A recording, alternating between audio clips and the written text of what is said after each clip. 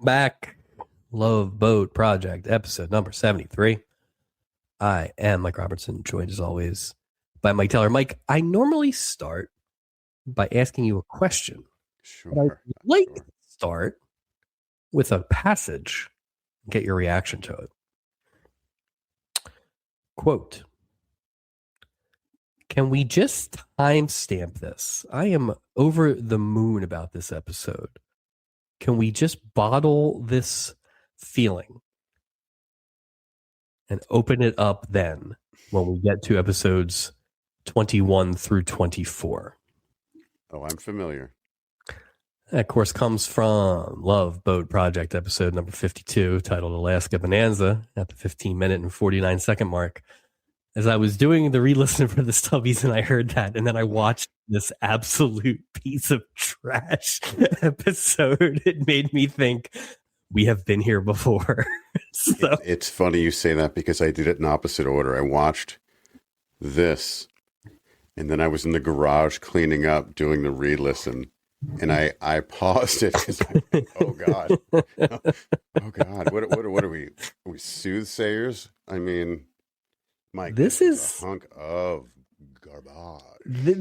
I feel like we have tried to quantify the really bad episodes. You know, we always talk about it's boring, or they took swings and it missed, or it's offensive, or something like that. Doubt, right? I mean, essentially, just showing right. But this one, like, was a grab bag of things that we have seen in the past, but also not seen in the past. Like, you can really make an argument that they just wasted one of the few actual storylines that was interesting, like from a long-term booking point of view. Sure.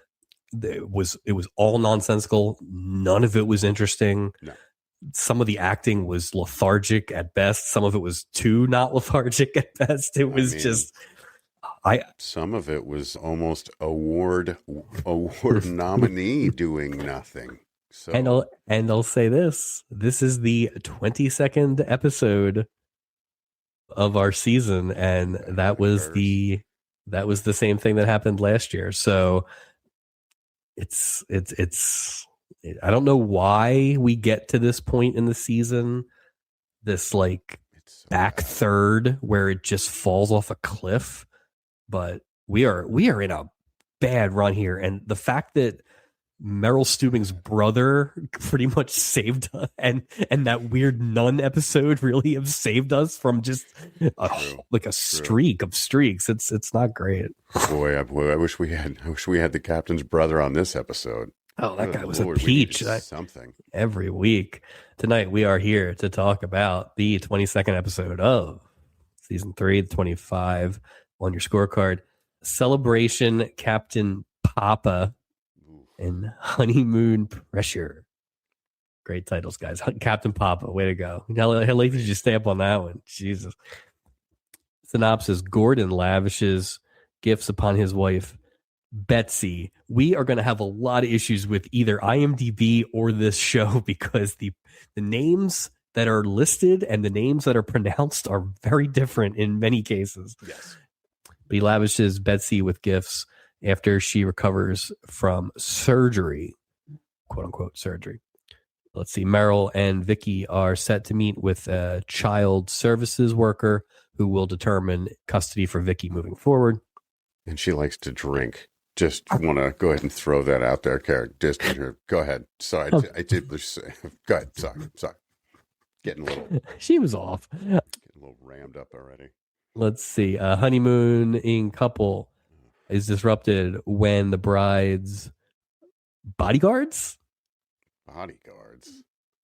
annoy her new husband, Mark.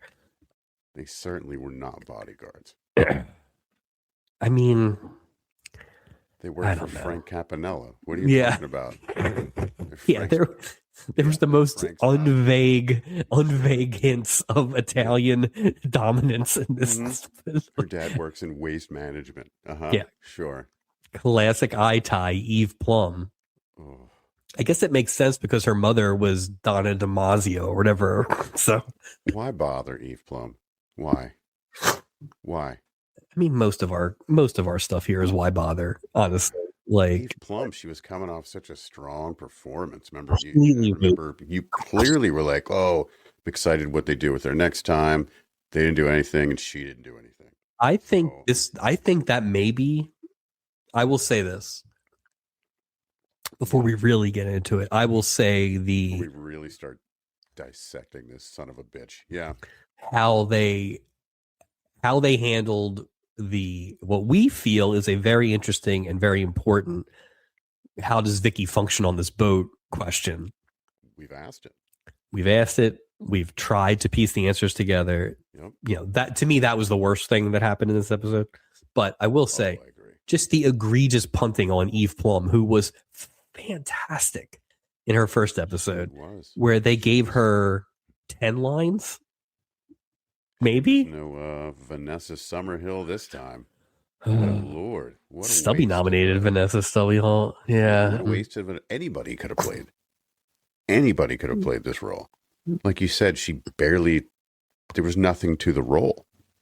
I think that really set me off on the wrong foot with that too. I knew you were going to be bitter about that. No, I was. I very much was. It's the version of the Norman Fell Award that we haven't really broken into yet, which is not necessarily her fault, but is a complete waste of an actress. So somebody's got to take the hit. I'm just saying. Someone will pay. Someone will pay. Original air date for this sucker, March 29th, 1980. We have once again had a week in between new episodes. The 22nd was a rerun. It was actually the 2-part season opener that we just talked about, the Alaska wedding cruise. I don't know what is 100% going on, but we will get to this and what else is on. And just generally, schedules are weird. I did a little look up. We'll probably talk about this more in detail at the end of the season or at the beginning of next. 1980 featured a actors and writers strike in the summer. I remember, yeah.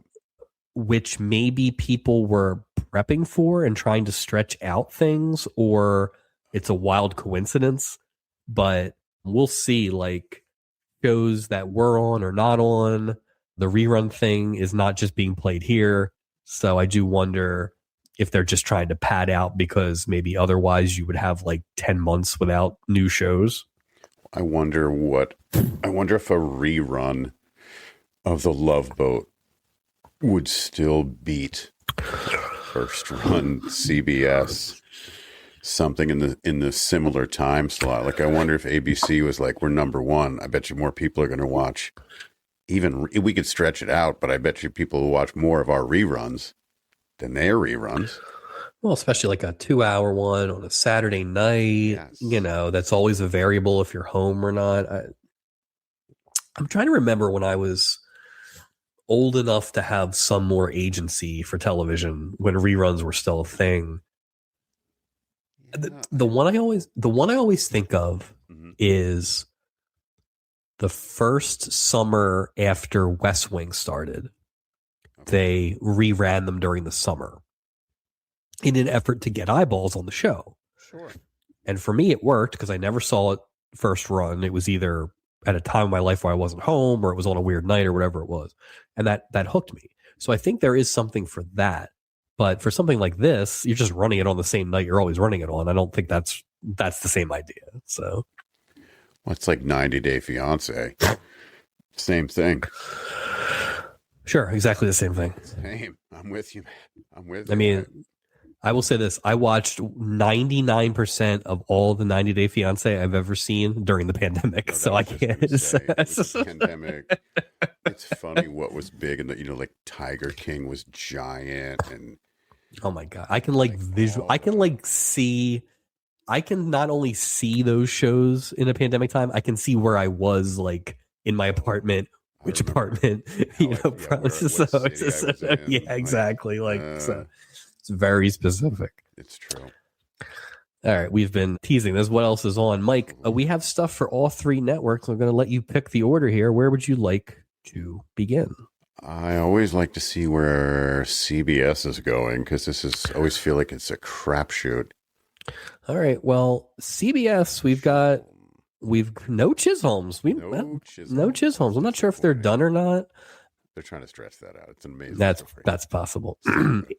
8 p.m., we have the second episode of The Tim Conway Show. Oh, I love Tim Conway. Made its debut last week. It would air through February of 1981, 31 total episodes. That's all right. This week, payday for Tim Conway. Absolutely. This week starred KC and the Sunshine Band. Wow. Last week had Burt Reynolds, so I think it really dipped. No, it's a dramatic acting show. Is it him talking to people, or is it him like? I think it's a sketch show, and they probably sketch variety show would be my guess. Yeah. This one also features a appearance by Carol Burnett as one of her classic characters. Oh. Question: there were 31 total episodes of the Tim Conway Show. How many episodes did Carol Burnett appear on? How many episodes did Harvey Korman appear on? Ooh. I'm guessing one of those people is 0. Just to. Oh, I would think Harvey Korman, at least Carol Burnett. I'd say a handful. I'd say 5. 4. Very good. And then Harvey Korman, maybe 1. Maybe the first one. How about 2 ones? 11 for Harvey Korman. Good for you. I didn't know if it was a trap. And this is how you can tell this is a great Love Boat. When we're in depth, sir, I have a lot of what else is on today. So I'm just letting you know. I'm more excited to talk about this than I am about that. Yeah, me too. 9 p.m. Let's tie up some loose ends that we've talked about. Hawaii 5-0. We've had some questions when it popped back up on the schedule. Yeah. This is the final season. In fact, tonight we are showing the penultimate episode of Hawaii 5-0 with a guest star, one of our old friends, Paul Burke. Ooh, I like Paul Burke. Paul Burke is playing a would-be U.S. senatorial candidate who gets in a little hot water because his would-be blackmailer turns up dead. Dude, that's it might be a what else is on. Paul Burke's like, I don't have anything to do with this, but, the information he had would have destroyed my career. So, and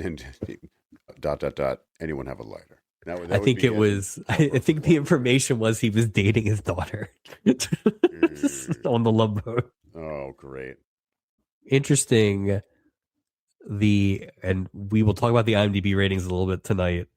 And I feel like I've successfully gotten you off them, but yeah, I looked.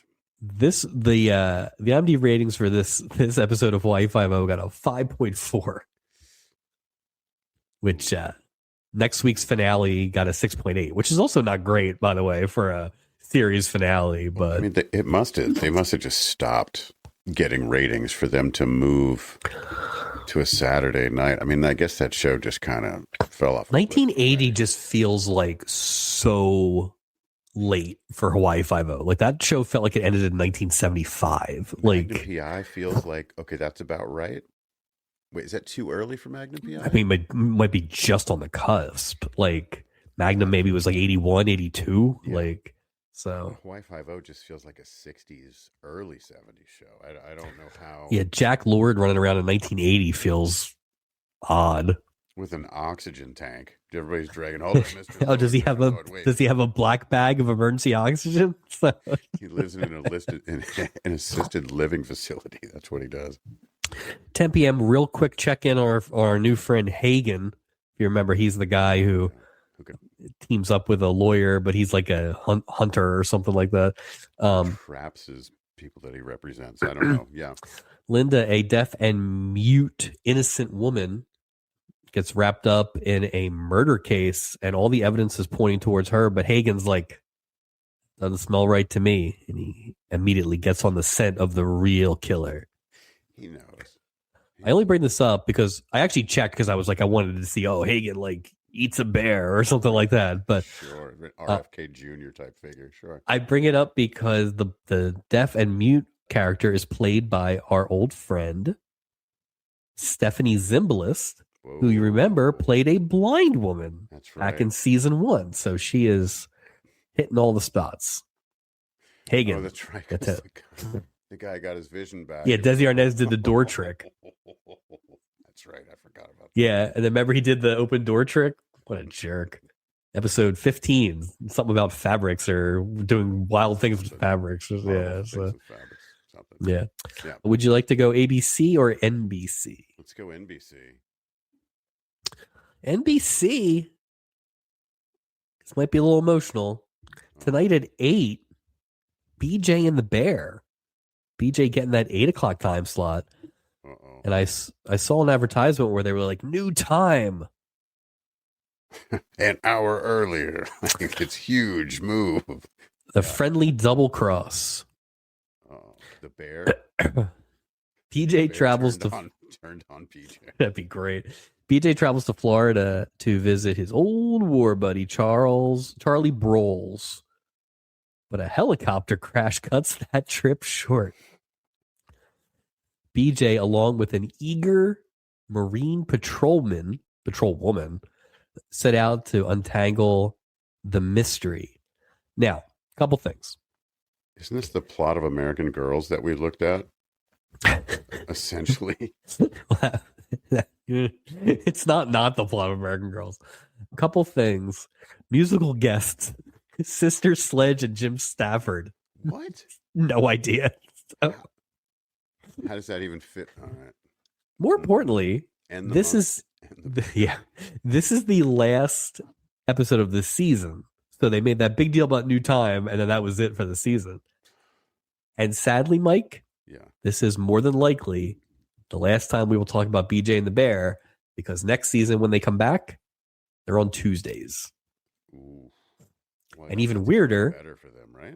Well, even weirder, BJ relocates to California, and the first 2-part episode is named BJ and the Lady Truckers. He's going and getting a new Lady Trucker group.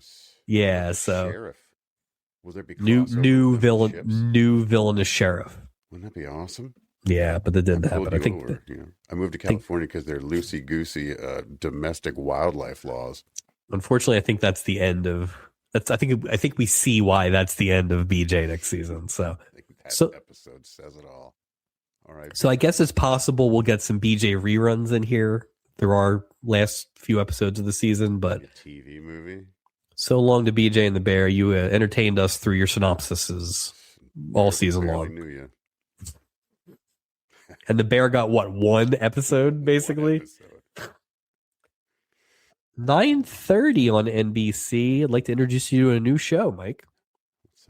This made its debut last week as well.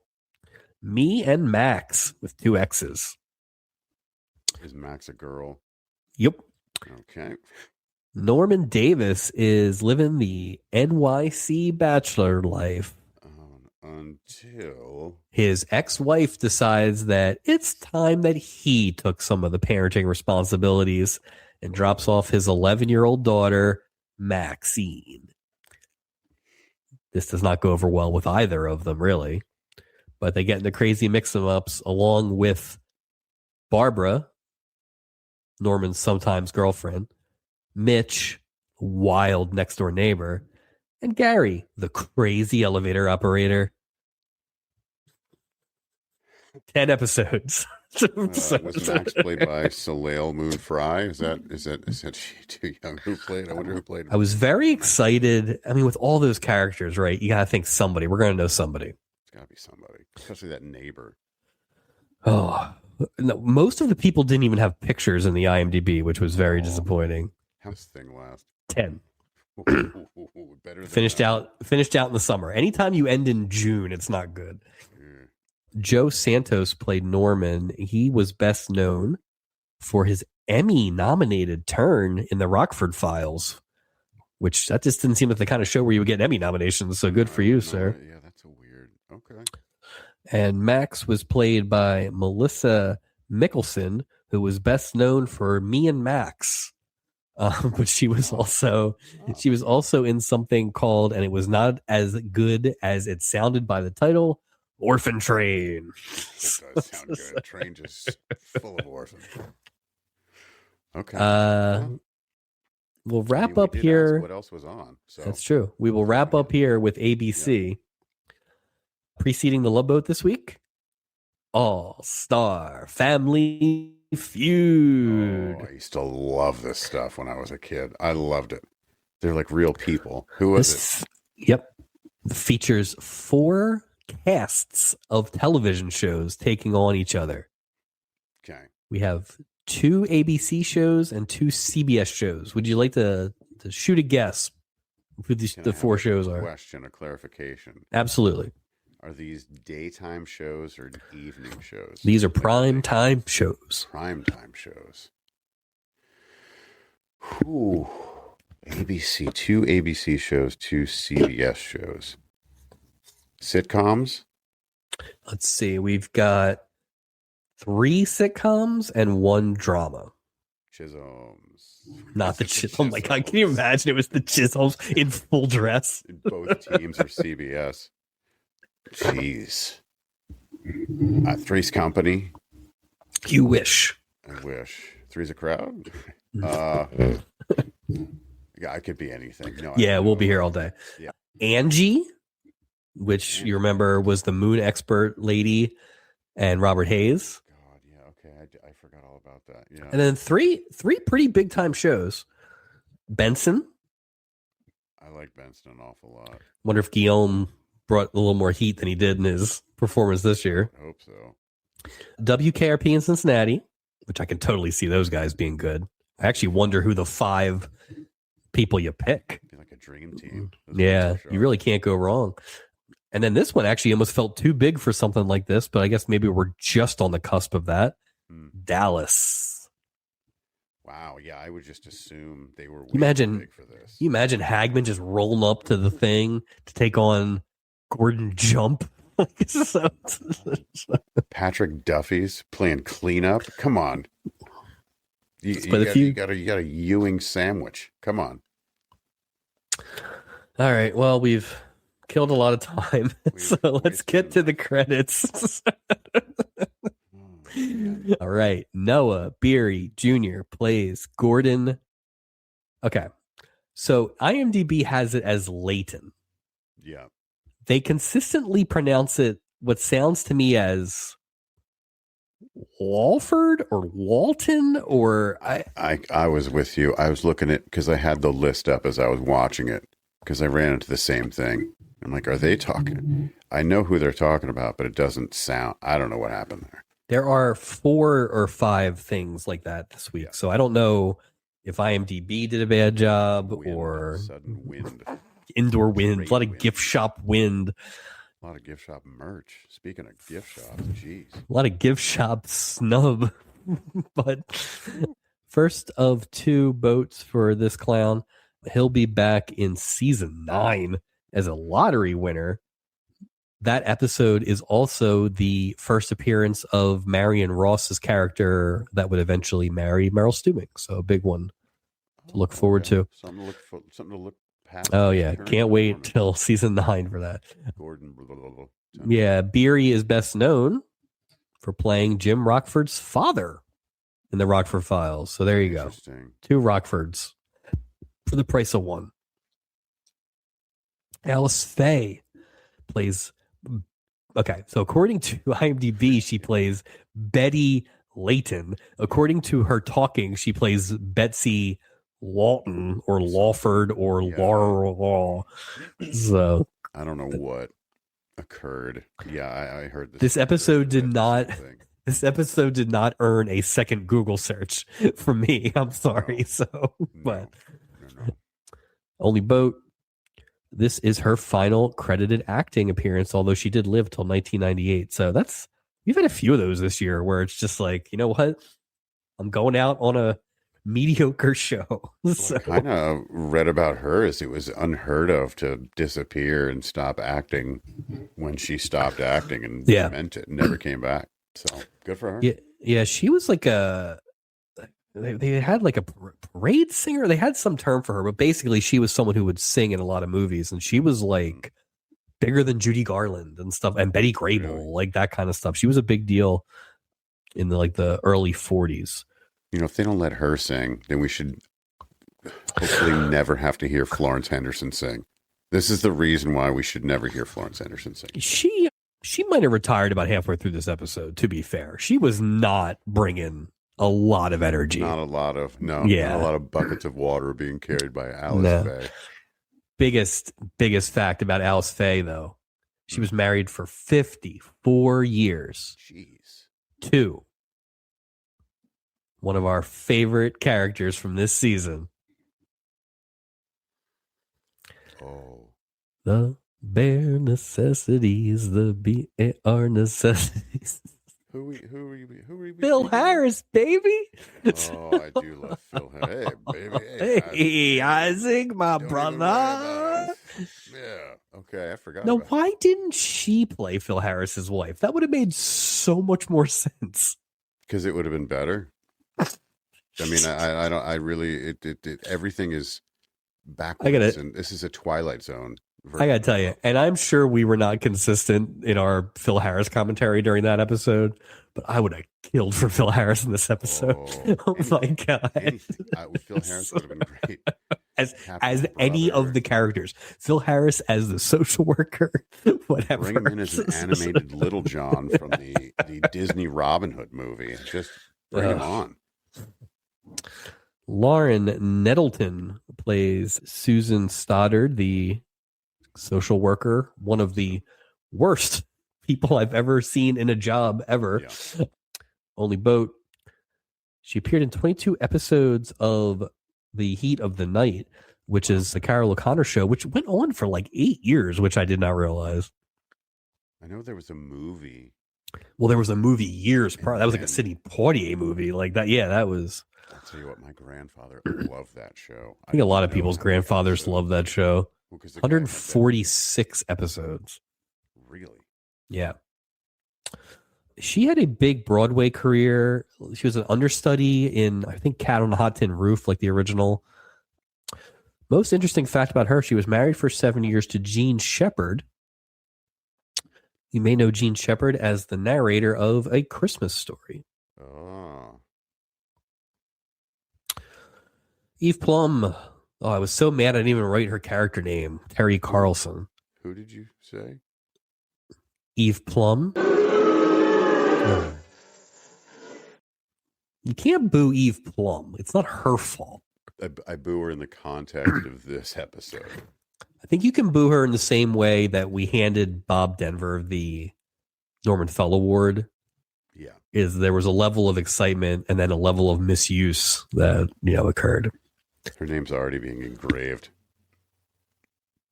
That's not right. That's not right. Poor Eve. Easy one too. Evie. You're almost done. You're almost done with it already. Yeah. She'll be back for her third and final appearance in season 6 as the daughter of estranged parents Dan Rowan and Marion Ross. There you go. Okay. Her appearance this week was worth it just so I could learn that she played the mom in the 1 season, 25 episodes of a show called Fudge. Like the from the books? Yep.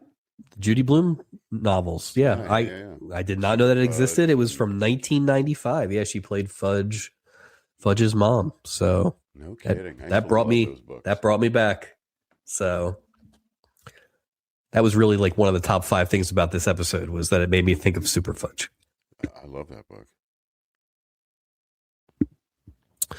Sal Viscuso is back. He's playing Mark Carlson. It's the second boat. He will be back 2 more times, season 4 and season 7. Mike, I will not tell you the synopsis of his season 4 episode because it's about 10 episodes into our season next season. So I don't want to spoil it. And also, it is wild. Okay. So it's on paper, it is wild. So this guy's previous performance was so much better than, like, he lost weight and he's less charming. I don't know what happened. Like he doesn't look quite the same, but he was so endearing in the last one. He just seemed like a nice guy. Well, it's like not the same. I think he played an exasperated man okay, but like I just had who cares about the storyline? And you're right, he did a lot of good work last time. They just wasted another wasted performance. So it's just it was. They didn't use it. I did learn an interesting fact that I did not know. Do you know that between seasons 5 and 8 on MASH, he was the PA announcer? I had no idea. Well, so, and this is after Radar left? I guess. Like, I guess I didn't know that there were multiple announcers, but he was listed 40 episodes as the PA announcer during that stretch. Because I would think it would have been Radar in the beginning, at the end. So maybe he did the middle. Yeah. Maybe Radar was trying to branch out. How do you lose that gig? Jeez. Well, he went and did soap. He went and did soap. I think that was probably cool thing though. And it's funny because I think I couldn't figure it out when we saw him in season 1. Yeah. One of the main reasons I know his name is because the Michael Cera character in Children's Hospital, the old Adult Swim show. Yeah, I used to love that show. Was Sal Viscuso as a hat tip to his PA announcing on MASH. Oh, that's funny. Because that's all Michael Cera did was the hospital announcements. So that made me want to go watch Children's Hospital, especially after having to watch this. So that's all the Portal people. Ton of non-Portal people.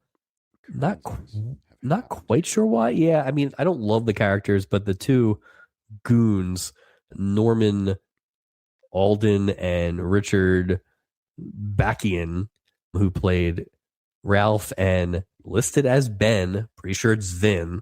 That's what I got out of that too. Yeah. Neither of them got portaled. They obviously were in a lot of this episode, far too much. Nothing great for either of them. Norman there, who played Ralph, was in Back to the Future. He was the professor, right? He played Lou. Oh, you think he played Doc Brown? Hey, Marty, we got to get out of this thing. We got to go. Vin. Hey, Marty, we got to go to 88. Bada bing. Oh. You already mentioned Frank Campanelli, whatever I'm pronouncing it as. Where's he from? Why do I know him?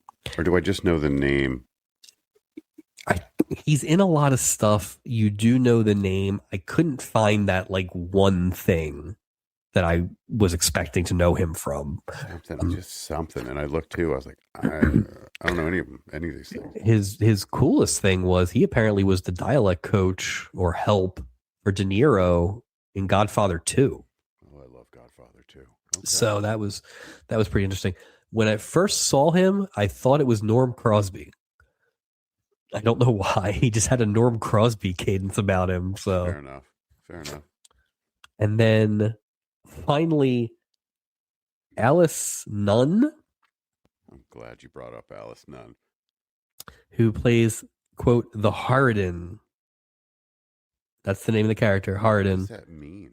Harridan is an older term, Mike, used in the old days. Older woman perceived as unpleasant, drunk, and bossy. I wish she was in every episode. If that's what they're going to give her in that little tiny piece, every episode have her. She chewed it up. You may know her best as Large Marge from Pee-wee's Big Adventure. That's crazy. Yeah. Now I can't unsee it when I'm looking at her face. The Harridan. So I'm glad we learned that term as well. I'm probably not pronouncing it right, but that's good. Now we know shuffleboard and we know what a Harridan is. This episode was so bad I checked out the writers. Ruth Brooks Flippin. Shame on you. Wrote the Captain Papa. This was her first ever Love Boat episode that she wrote. She will also write next season's Humpty Dumpty. And then she will pass away in the summer. Sorry to hear that, Ruth Brooks Flippin. Sylvia Necht wrote The Honeymoon Pressure. This is the only Love Boat she would ever write. Yeah. Ball don't lie.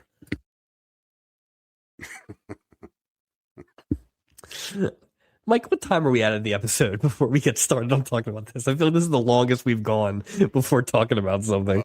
We're like 36 in. There you go. Normally it's 20, 25 maybe. It's Yeah. inevitable. It's just, it's got to pull the Band-Aid off. So to help me get through this note-taking today, because I knew I didn't want to go through it again, I did something I never do, and I numbered the scenes. There are 33 scenes, 30 if you don't count Act 5. Okay. For fun, I think we should, after we talk about each scene, we should decide if it was a good scene or not. I want to see how many good scenes were in this episode. Fair enough. I think that's an honest approach. So, and also, I just had one thing before we, of course, get going. I was watching my first watch, which I did watch this twice, and I'm watching it, and my son is sitting next to me, and he hears people laughing, and he goes, "Who is that?" Oh, like a laugh track? Laugh track. Oh, that's and I go, funny. Who's what? And he said, "Who's laughing?" So I wanted to know what he thought. So I say, "Well, who do you think is laughing?" And he goes, "The camera guy?" And I was like, well, that's a brilliant idea. And I explained that it's, it's piped in and that whole thing, but he was just like, and then he was like, well, why? There. Why all of this, sir? Why all of this? I don't know. Yeah. Like, oh, your friends are outside. No, I don't know. Does it make it funnier? I think it makes you I mean, it was such just a thing. It is weird. Like, to me, laugh tracks in the course of like a studio audience show where they goose it and stuff like that. But we've talked about these laugh tracks here where it's like they pump them in weird spots, and they really do. They really do. They try to use it to paper over problematic things. So I don't get it. It's interesting. They don't make shows like this anymore. So. No, and sometimes that's for good. So at least they don't make episodes. And I was hoping too with, we just changed the clocks yesterday if we're listening on the release date, and I was hoping we could spring ahead right to episode 74. I really thought about my little thing here about the acts and scenes is my consolation, because I was like trying to think of what is a way that I can pretend that we're trying something different, but I'm really just not watching this again. All right. Yeah, I'm on board. So we're gonna do the scene by scene. I'm also going to steal something from my other podcast and crack open a beer because I don't want to watch this thing without a drink. So. Scene 1. We're already having problems because it's the Laytons, but it might be the Walfords or whatever they are. They board the boat and they ask Gopher and Isaac how swanky the accommodations are. And they're assured that they are top notch. Gopher recognizes Mr. Laurent from the bank by the dock, which, you know what? At least you're building the world a little bit. Of course, there's a bank by the dock. That makes total sense. It's they just run there to get their check cash, and they run right back on the boat. This is where everybody's getting to pay for those blood tests and marriage license. It's where they had the money to dry clean those dark pants and dark jacket Stubing was wearing. I thought we were headed north this week, Mike, when I saw the pants they were wearing. What's the occasion here? The inanimate objects that were the actual highlights of this episode are plentiful. I will say that. So. I nominate dark pants for Stubby. Sure. Isaac checks the sheet and he's like, I'll tell you one thing. They got the most expensive suite on the whole boat, which I assume is the one that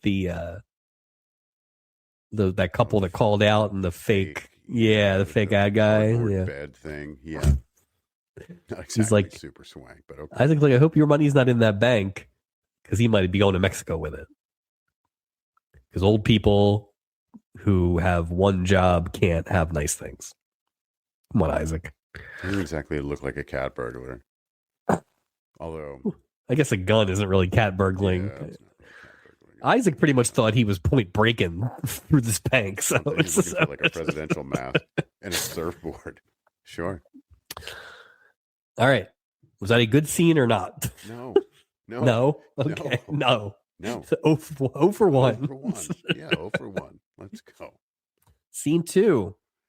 Newlyweds. Newlyweds, Eve Plum, Tara Carlson, and her husband, Mark, are being seen off by their father, or her father. Eve thanks him for a wonderful, wonderful ceremony. Mark tries to also, say thank you and stuff, but dad makes sure that Mark's real uncomfortable about the honeymoon. So can we early vote on this one? Do we have to wait for the end to vote? I'm just kidding. As the couple heads up the steps, these two goons follow them, and we're going to call them goons or bodyguards, whatever it is. Goons. That's what they are. Yeah, I got goons. Mark's like, hey, fellas, I got the bags from here. Don't worry about it. And Mark quickly finds out that these goons are coming along. Matter of fact, they got tickets. They're in a cabin next door. They're in an adjoining cabin next door. So hilarity ensues, I'm sure. Mike, is this a good scene? This was, well, it wasn't a good scene. It wasn't a bad scene. We're not doing ties. I can't keep track of that. Is this good or bad? Bad scene. 0 for bad. 2. 0 for 2. Okay. 2. Yeah, we're not splitting hairs. Yep. Scene 3, big day. Big day for the boat, as Child Services has shown up to adjudicate whether Merrill Steubing is fit to be the father of Vicky Steubing. So this actually is a big scene. Like we said, we've talked about this a lot. They've done very little to even fake address the concerns. So I kind of was hoping, okay, this episode will have something, right? They'll have some answers. I wasn't looking for like a hard-hitting procedural, but anything though. I'm hoping there'll be some things. Right. Like you said, the Steubings are taking this seriously. Merrill is dressed in his Alaska black finest. Looks Where are we going? Where are we going? North? Where are we going? Fantastic. He's like, I'm dressed to impress. Vicky is dressed, as she said, like Shirley Temple, including the white gloves. Who let Julie dress her? This is Julie 2 weeks ago was dressing somebody dumb. Now she's dressing a child. Julie's got PTSD when she sees that dark jacket coming out. She's like, we're not headed to Alaska, are we? she does not want to see those jackets. She doesn't know. Oh, that's a really good point. I didn't even think about that. She hates it. She just jumps her off the boat. So they're looking for this Miss Stoddard. Julie spots her. She's like, there's our guy. And all the crew starts to head over that way. They're so focused on Miss Stoddard there that Julie just blows off this passenger who's looking for something. And she's like, sorry, we're in the middle of a crisis. And she just kind of blows this woman off. But it turns out that the person they think is Miss Stoddard is in fact the Harridan. And she is drunk and looking to fix that by probably getting more drunk. Sure. Go ahead. Hard. Mm-hmm. So while the Harridan is over there doing her shtick, the crew is just shitting on her. Oh, the Wicked Witch. She's awful. All this stuff. And they're doing it in the earshot of all the passengers that are right there, including this other woman that Julie blew off. Well, not you, Mike. I was shocked to find out that, in fact, the woman that Julie blew off and heard all these things is, in fact, Susan Stoddard. What are the odds? Talk about getting off on the wrong foot. Why would she come on the cruise? So I knew you were going to ask that. It's not a professional sort of... I knew you were going to ask that, and it's funny, as we were talking about the stubby re-listens, I have just started episode 4, which is when Phyllis Diller, the IRS agent, shows up on the boat, which we thought was odd. So I think there is at least a way you can get there where they want to see what her day-to-day is. And so by observing on the boat, you could see that. I think my bigger question is, why is Merrill working? Right. Well, the other thing too is why are they treating this like it's some sort of hijinks type situation where they're going to put on this crazy show and right. Yeah, I don't know why he would be like it was weird. Well, and the other thing is too, they clearly like didn't plan this at all. Mm-mm. Like if you're going to have her on the boat and these idiots are going to be involved, then you would think Meryl Stubing would have a little more of a plan, a little more of an iron hand. Like where's that pre-meeting that they always have? This is the week to do it. He had to let his dark jacket out a little bit. You notice he's getting a little fatherhood. Hey, we've been there. We know that life. Fatherhood. I mean, it is what it is. Yeah. It's like doing that life. It's just, but he was nervous eating. It just seemed odd. Like Stoddard.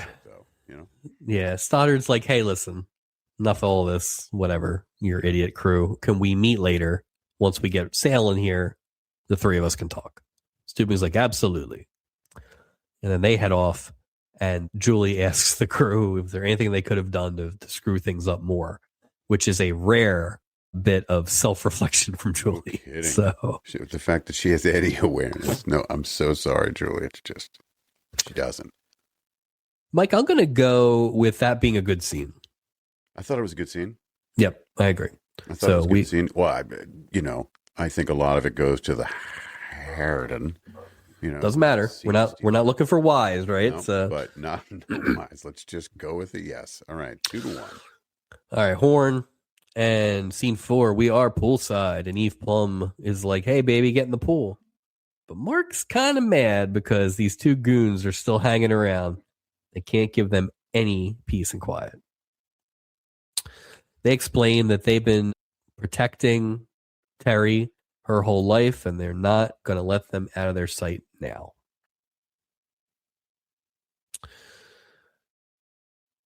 Mike, I'm going to go with this is not good, except with the ocean thing. Is this the ocean one where they're like? No, this is not the ocean one. This is just where they're sitting there. But I was going to say this isn't good, but is it saved by the appearance of Electronic Video Game Baseball handheld? Oh, I was kind of made me smile seeing it. I got to be honest with you. In addition to black coat, Electronic Handheld Baseball might be the star of this episode. I mean, if it was one of those quick, remember the football one where you just had to go left, up, left. It was so. Yeah, I used to love the baseball. Yeah, it was bad. Wasn't saved. Cool baseball thing, but if the baseball thing was playing Terry Carlson instead of Eve Plum, we would have had a better episode. I love you, Electronic Handheld Video Baseball. I can't argue that. All right, 3-1 or 1-3, depending how you look at it. Either way. Scene 5. We are in the gift shop. Get ready, because we are in the gift shop a lot this week. There's a lot more in that shop than I originally thought. Like there's the client. It things it's super expensive. You didn't buy your engagement ring at a boat gift shop? No, diamond rings and crazy. Gordon is buying fancy pants dresses for his lady. He's just spending all the money. All of it. Isaac and Gopher are sitting in the spy perch that Stubing peeped out Stephanie at all those seasons ago. Gopher also notices crisp $100 bills in this transaction. When nosy, man. Seriously, like, jeez. Come on. Isaac's really like obsessed with this whole thing. He really thinks something's up. What are they going to do? What do they think he's going to say? I'm going to pay for this gift with cash from the bank that I robbed. Like, what? Right. What are you going to do here? And Isaac is very like, he wants Gopher to basically check the bag because of the hundreds and everything. Isaac thinks that he's going to like have a bag filled like bill Converse. Like it's just going to be all the loose bills. He's going to have the ink packet in there. Look for the ink packet. Oh, yeah, just. They couldn't Upshot get this right, Mike. They couldn't even get this part of the storyline. No, I agree. Upshot is that the gift shop lady has a matching shawl that might go great with that dress. She's going to check it out. And Betsy, who protested a little bit about all this big spending early, got over it real quick and gave her that room number. We gotta go good or bad on this scene. It's bad. It's bad. It's clearly bad. There's nothing good about this scene. There's no, I can't, no, bad. One serving 4 here. So What's a skunk? 11-1? Is that what it is? 10-run rule? All right. So let's see. Mark asked Julie if it's possible that they could get another cabin. Julie's like, sorry, we're filled to the gunnels. And before he can get much more of a word in, here come the goons. Here we go. And they kind of give Julie the business. They're like, listen, this gentleman is married and not interested in a female. And Julie's a little offended, but also fair. She wants to know how old these gentlemen are. That's what she wants to know. Well, Julie gets hot and bothered later. So the Goombas are basically like kind of threatening him that he is now married. And this is where they basically threaten to throw him off the boat into the ocean wearing cement shoes if he doesn't, take care of his marital duties. So hold on now. Yeah. He's saying that he has to have sex with his wife at this point, or is that yet to come? That's later. This is where he just needs to be. I'm trying to think why they do that. Yeah, I couldn't. That's what I remember watching it, and I was like, what are they talking about? This is where they think he's talking to other women, and he has to therefore be. Okay. That's later on, it's the sex thing where so. I think the fact that we couldn't figure out what they were saying, that's a no. So one serving 5. So this is really making this episode better, though. I will say this has been a good gimmick so far. At least we know how much further we have to go. That's true, because I definitely wrote it with that in mind. Scene 7, we are in Meryl's office for that follow-up talk between Vicky, Meryl, and Susan. Michael? Yes. Why did he get changed? That's funny. That's funny. I have some notes, but I didn't add that to the notes, but I know exactly. Yeah, I don't know. Was that just he goes from this is the most important meeting of your life. Right. The custody of your daughter. I think she's still wearing the stupid gloves. The M&M outfit. Yeah. So it's the most important meeting of your life. Right. You have worn your best suit. You have immediately gone upstairs and not only put on like a lesser suit, you're wearing your fat boy shorts and socks. Dude, come on, man. On a few, man. That's why he couldn't stay in that jacket. You notice he couldn't button it. He can't stay in those shorts. Jacket open. His meaty thighs, dude. He is in. This is like almost post Easter stewing. He is really filled out right now. It is the only time that he's in shorts, which makes it an even weirder choice. Yeah, like, it's just he's trying to play. He's like, I'm going to show off my pins to get custody of the girl that I love. She felt like a prank, like an on-set prank. So just something like when Will Ferrell had those running shorts on in that famous Saturday Night Live thing. It was just hike him up, Meryl. Hike him up.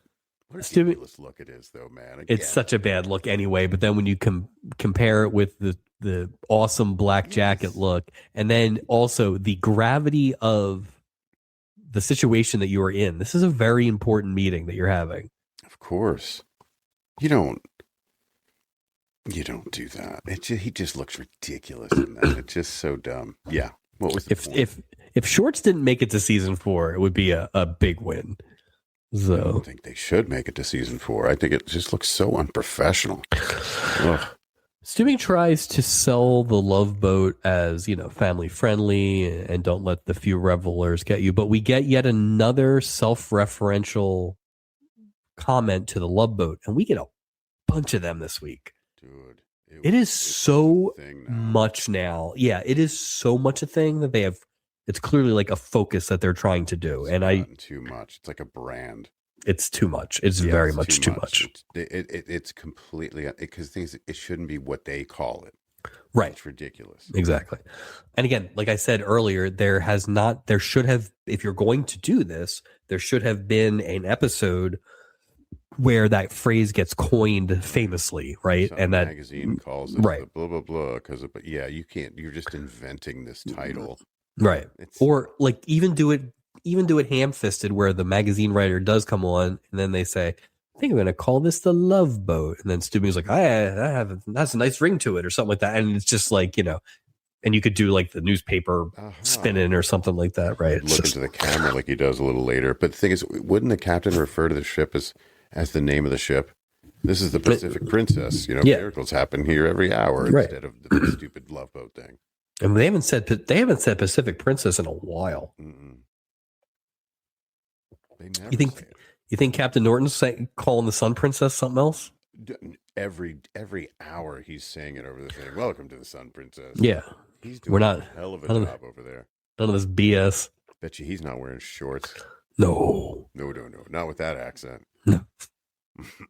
Again, we have never heard Captain Norton. We heard a guy talk about Captain Norton who had an accent. We have never heard Captain Norton talk. So no. Oh God! All right, Gavin McLeod, they'll do like a Dukes of Hazzard thing. Remember when they replaced the cousins with the different cousins? I mean, if Gavin McLeod plays like all the clumps at this point, I'm happy. Like, he was so good as. Yeah, he's great. I got to figure out how to work that into the stubbies. All right, so Susan's not buying any of this. No. And Vicky's like, I don't understand why this has to happen. Vicky doesn't quite understand the process or doesn't like it. She just wants to be what's doing. But basically, Susan just wants to observe, make sure that Vicky's, getting proper lifestyle here on the boat. Yeah. Big things, education. We've talked about that, right? We've never really seen her do a lot of work. Nothing. Don't worry about it, man. Those Stubing's got it covered. Don't you know Chief Petty Officer Dooley has a degree in education, and he has been the primary instructor? I assume we're going to see Petty Officer Dooley here any minute now. Any second now. And imagine if Vicky's like, hey, Miss Stoddard, a couple weeks ago, there was a sex expert on board that I, got some advice from. Yeah. Jesus. This Stoddard doesn't have ABC, apparently. Stubing also mentions that Julie and Doc help out, a fact that Julie, Doc, and the rest of them overhear because they're eavesdropping out in the hallway. It's also news to Isaac and Gopher. I guess they didn't know this was happening because they weren't asked. They don't want it. Meanwhile, Gopher went to Harvard and Arizona Business School. Right. But basically, Stoddard is just gonna beat around the boat and see what's what. And she leaves, and all these idiots run away and then come in because Vicky's a little worried, and Julie's like, "Don't worry. We'll make sure everything works out just fine." Don't you dare say that. Remember Pepito? Remember that whole thing? And I don't know, remember the Alaska trip? Do I need to say anything more? Like, stop. Well, I mean, we have said this a million times. Anytime this crew puts a plan together, it's terrible. It's almost always terrible. It's not the Hannibal from A-Team approach. Like, no. It's just some harebrained, slapstick, stupid plan. The only plan that ever worked was when they tricked Stubing into thinking he lost a bunch of weight.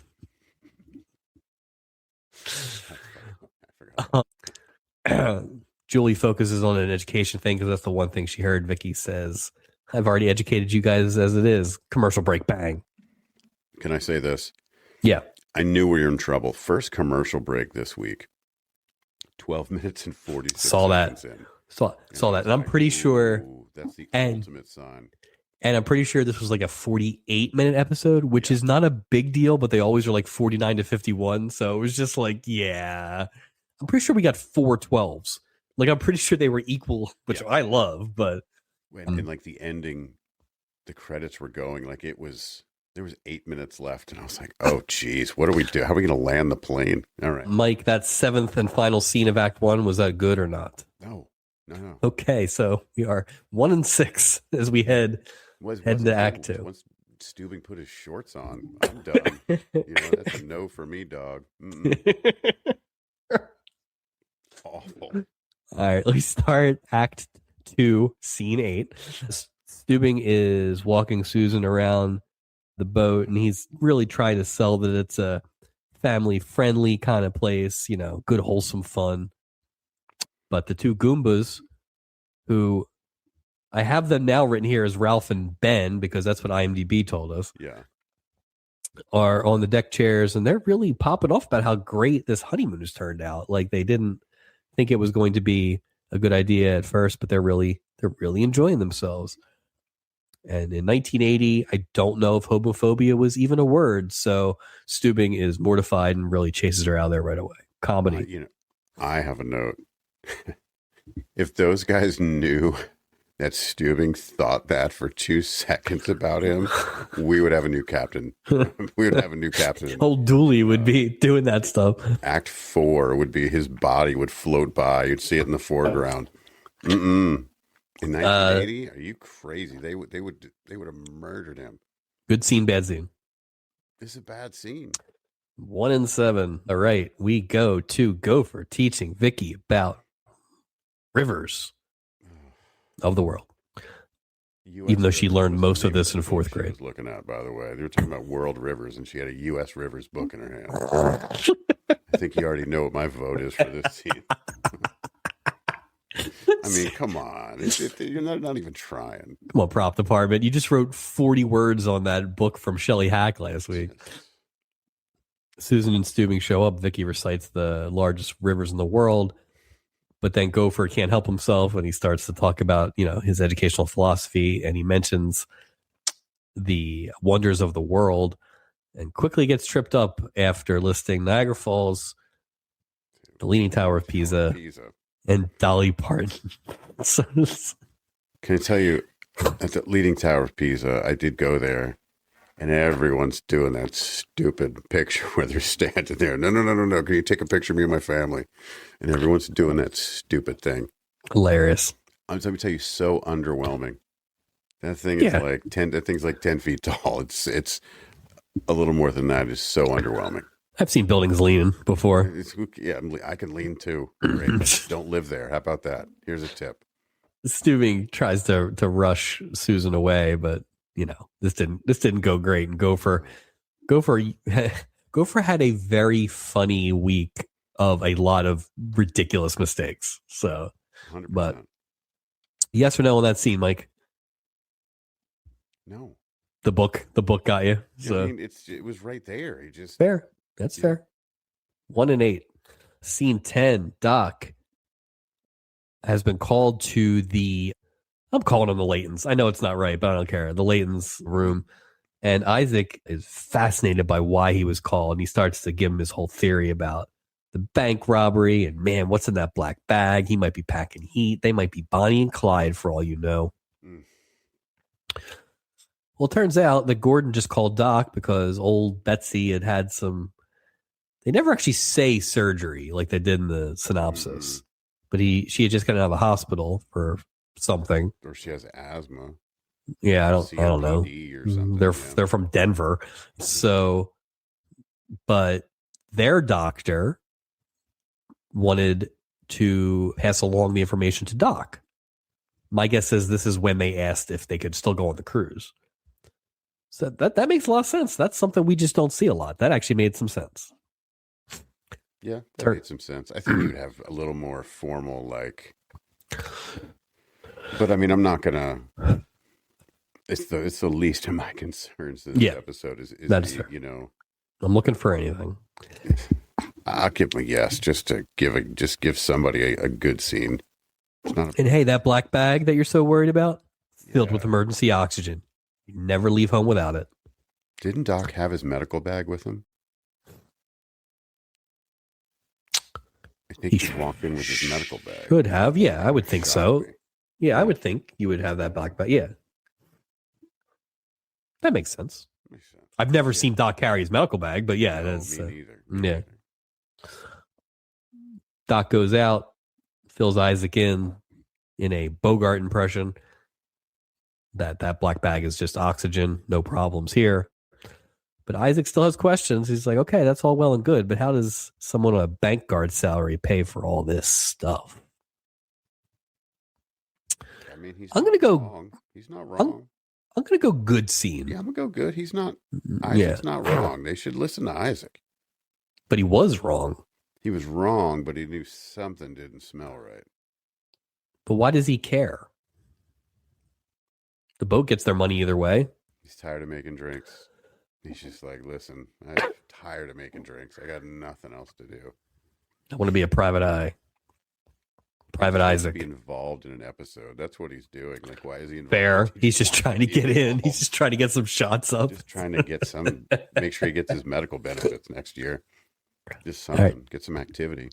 2 serving 8. It's Julie's turn to be Vicky's instructor. And she hands her a book where Vicky is to diagram the sentences of 3 chapters, which is insane. That's a lot. Had a stack of books. One of the books said tic-tac-toe or tic-tac-toe. I assume the book that she's diagramming is Moby Dick, though, because that's the only book that Julie has. You gotta diagram sentences and stop it. That's ridiculous. So Vicky walks off with 3,000 textbooks. Stoddard shows up and asks Julie if Vicky has any time for recreation. And man, you can just see the wheels spinning in Julie's head. Not a quick thinker, this one. Yeah. Yeah. I'm going to go with that was not a good scene. No. It was such a caricature. So, I blame Brooks flipping for that one. Yeah. I think the other problem is it's like, again, these are really small details in what is a Titanic of a storyline. But you shouldn't run the Gopher teaching bit so close to the Julie teaching bit if those are your only 2 real teaching bits. Why? Dumb. Because they didn't have anything. They were just pew, they sure didn't. Nothing. Scene 12. We smash cut to the Sea Wind Spa. We haven't been here in a while. Been a while, yeah. Break out the canary yellow. Doc is jump roping, putting Vicky through the paces. He can jump rope. Let's just. Doc is a king. Good jump Lord. roper. He can jump rope. He really can. And he gets it in a lot, right? Like Adam or Bernie Capel gets it in a lot. Oh yeah. So he's an avid jump roper. I think there's a reason Bernie Capel is still alive. My guess is he was big on the cardio craze early. I mean, the guy was in good shape. He was. Good for him. Yeah. Both Vicky and Stoddard are gassed from all this. They're impressed by Bricker. Good scene or not? I mean, I don't know. I don't know.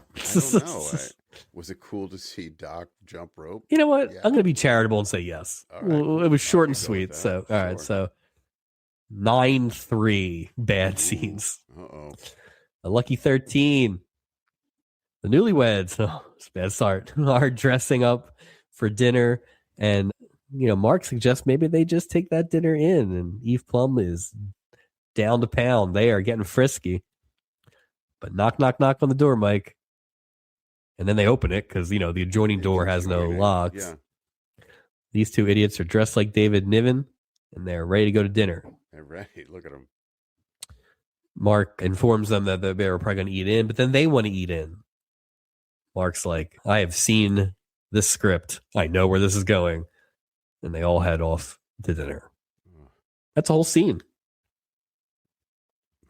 We know how we feel about that one. That's a 10-3. So it's scene 14 back in the gift shop. Yeah. As Gordon is checking on that shawl.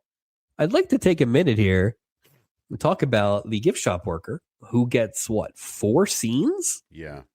And a lot of FaceTime. Gets no name. Gets no IMDb credit. And she's a crew member, right? I mean, technically. Yeah, she is. And stupid Paramount Plus bounces out of the credits so fast. I refuse to go back and look. I'm going to have to look her up because, Michael, it is a limited category this year, but she absolutely is a stubby nominee for Best Crew Member. Oh, I agree. She's doing good work. I thought she did great work. She's upselling. If she works on commission, she's doing great for herself. Oh, my God, she's making so much money this week. Just from these people. Right. Who knows who else is buying Macho Beast and Baby Spoons? I mean, that stuff's not cheap either. At least not Macho Beast. She still hasn't found the shawl, but pish posh on that because Gordon has laid his eyes on the most beautiful diamond engagement ring you've ever seen in your entire life. Well, it's funny when they say it's $700 because I'm like, that's the most beautiful, but I forget. I guess that's a lot of money now. $750 in 1980 is equivalent to $2,950 today. That's a healthy ring. It's a healthy ring. They always say, what is it now? 2 months salary, they tell you? No, 1 month salary? 1 week is wow, it's 1 week salary? 1 week. When I was a temp. Yeah. Yeah, is it your current salary? Is it is it your aspirational salaries? my salary in the mid-aughts. Betsy, she's like, we've been married for 30 years. I don't need a diamond engagement ring, but Gordon won't hear twice about it. She had a ring on her finger already, too. Oh, yeah, they had to have some kind of engagement ring. It was an old dusty bottle cap. Lifesaver. Oh, gross. Something from the bank. It's one of those pens. On the chain. Just chain, yeah. So, you know what? Let's wrap this baby up. Here's cash. Here's a lot of cash for this ring. And yeah, you're right. That unnamed gift shop worker, man, get all the receipts out this week. She's making a fortune. She's employee of the year. Didn't he charge the ring to the room? No, this was his last cash purchase. And the shawl was charged to the room? Because the shawl comes later. I believe everything after the ring is then charged because he spent $750. Well, he's caught up in the moment, man. He loves love. Caught up in one moment. He could how much stuff you could do with that? With some stupid ring? Come on. He's already buying her this and a shawl. I mean, maybe he works with her and be like, well, maybe you don't get the shawl then. Like, I mean, there's no, Yeah.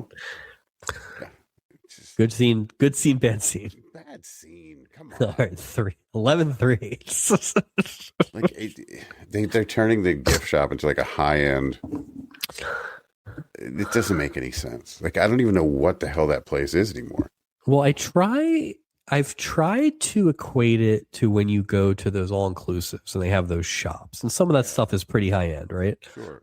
But when you're in this world where you're also on a boat, right, and you have to be able to get like toothpaste and socks. That's what I kind of think it is. It's almost like it should be like a convenience store, right? More than like a boutique. I would think like and stuff. What? I feel like having one engagement ring on the Love Boat makes sense, right? Or do they just assume everybody's going to get stupid engaged here? They're leaning into the Love Boat thing, right? They're moving rings like crazy. Cologne, engagement rings, and condoms, and Sex Panther everywhere. That's what it's going to turn into. Edible bathing suits, like it's going to be like Spencer's for hire. Scene 15, dinner time.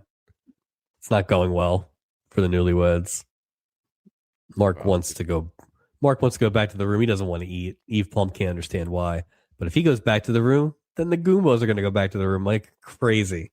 What I don't understand is why anybody would want to eat the food on British pub night again. What are we going to order? Jelly deals and bangers and mash again? Bring that back to the room. It's not British pub night without Sydney. Sorry. All the guys wearing derbies and stuff. It's just what a terrible food night.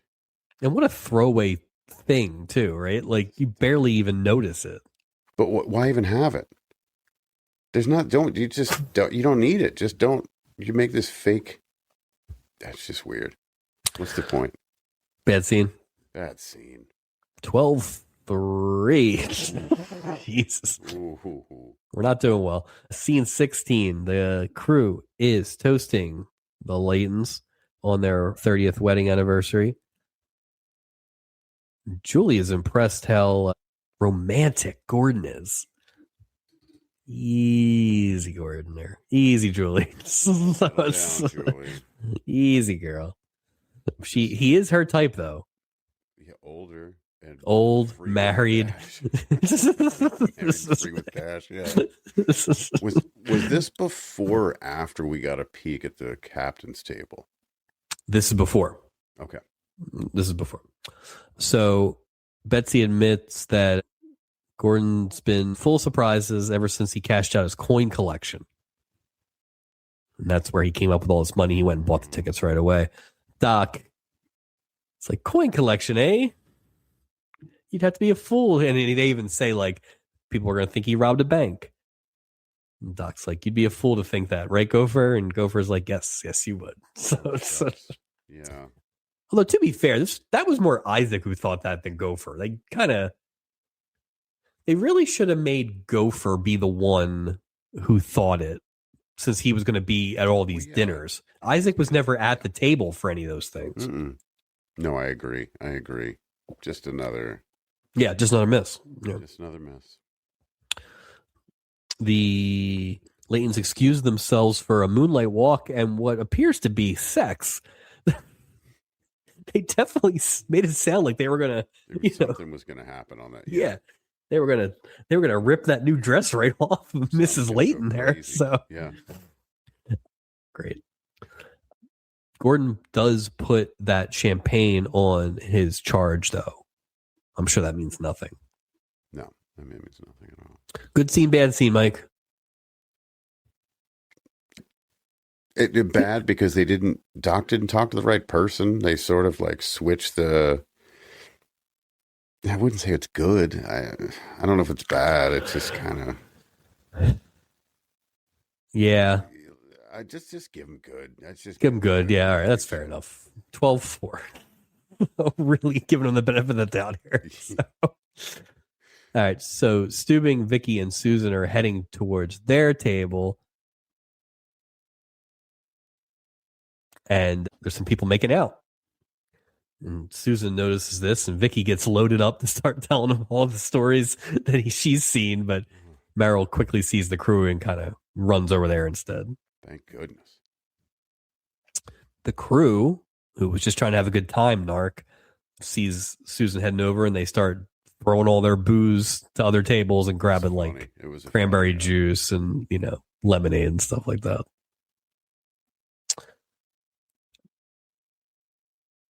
Susan's bit this time is about role models, and Vicky can't really have kids that are friends and things like that. These are actually good points that we've kind of brought up. Sure.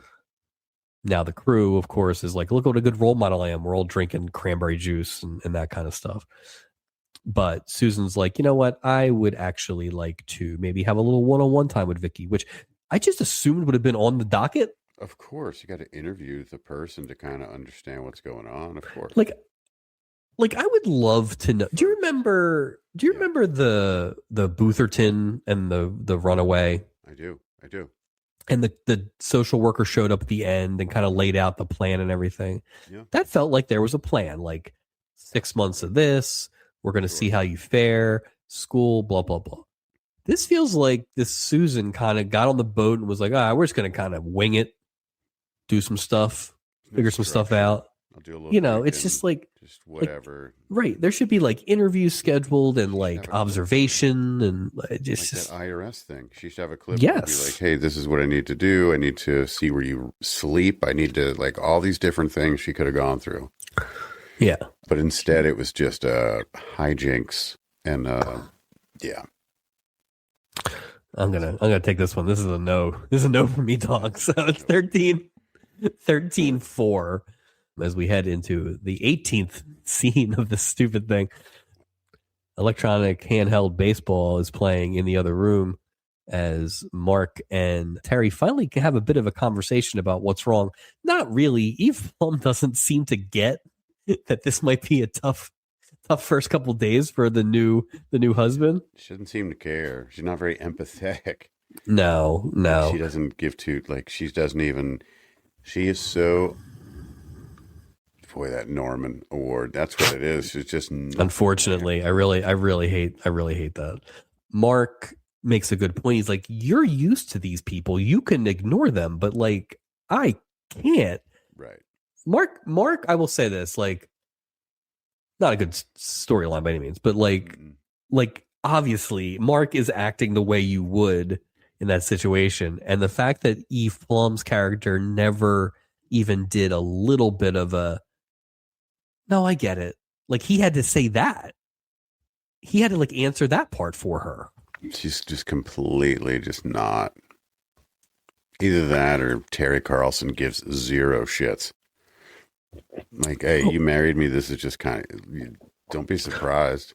Well, you get first time, right, and I would assume, like, you know, they're a wealthy family. She clearly has never had to, you know, do anything, you know. So, but these are probably also conversations that should have happened before the wedding. Yeah, I don't think these guys were like never around, right? Like, you don't let Terry Carlson's, if that's even her real last name, or Terry Rourke.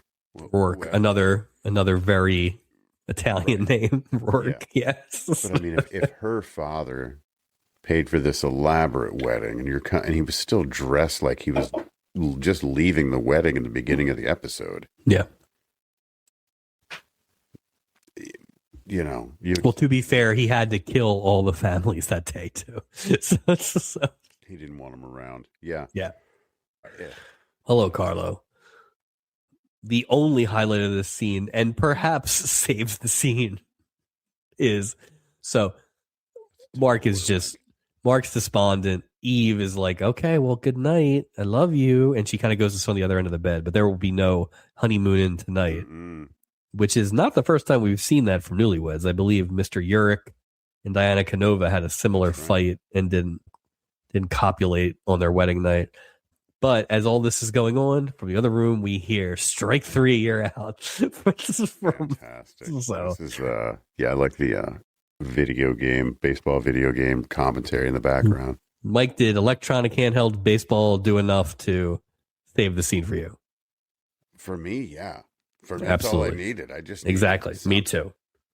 All right. 13-5. We're on a roll here. We're getting hot. I thought, yeah. There's still a lot of bad scenes left, though, to be fair. Act round. Yeah. Only Act 3 somehow. We are in the Pirates Cove. And the Laytons are basking in the what I assume is a post-coitus glow, but also how much they love their vacation. They love their vacation so much, in fact, that Betsy's like, I would like to tell my bitch sister about what a great time we're having. If only there was a way. I forgot about this. So Gordon's like, there's always a way, baby. You can call her right now. And he goes over to Isaac and he's like, I'd like a ship-to-shore call. How expensive do you think that is? We have seen the captain of the boat have to wait an hour. We have seen Steve Bryan have to arrange these calls. We saw Bootherton run down to the thing. We have seen so many. This is the 80s. Oh. Right? It's March 1980. That's true. Phone technology changed. Yeah.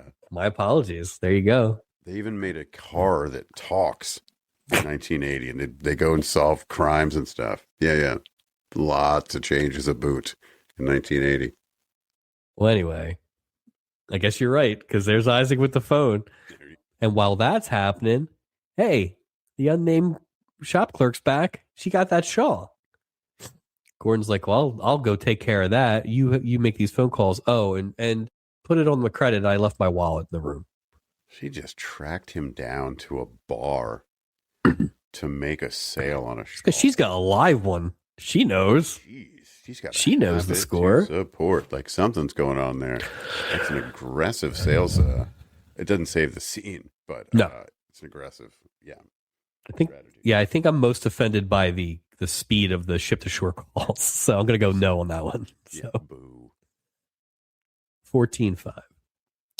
Scene 20. We are 2/3 done. Like the goons. Part of the episode right there. Yeah. That we're 2/3 done. Yep, that we're 2/3 done. Yeah. The goons approach Terry.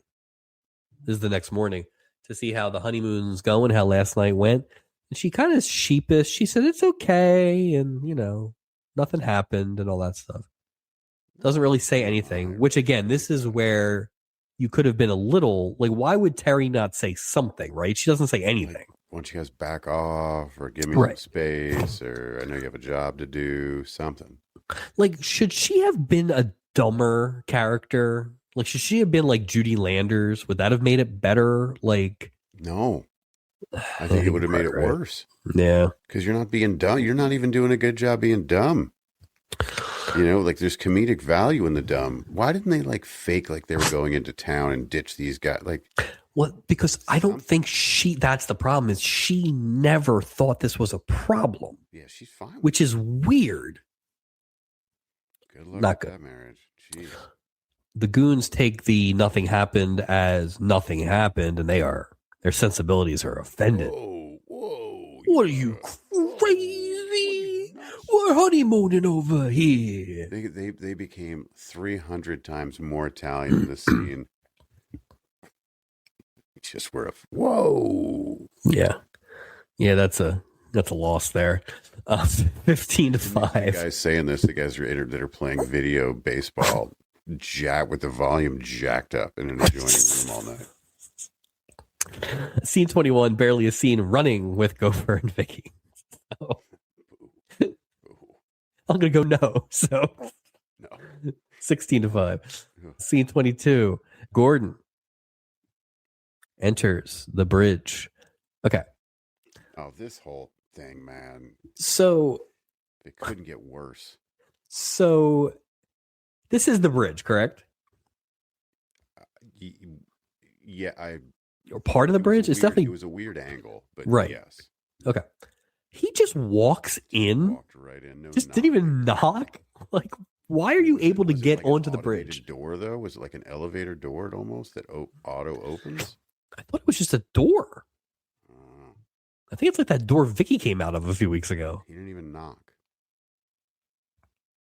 That's like, hey, pilot, knock, knock.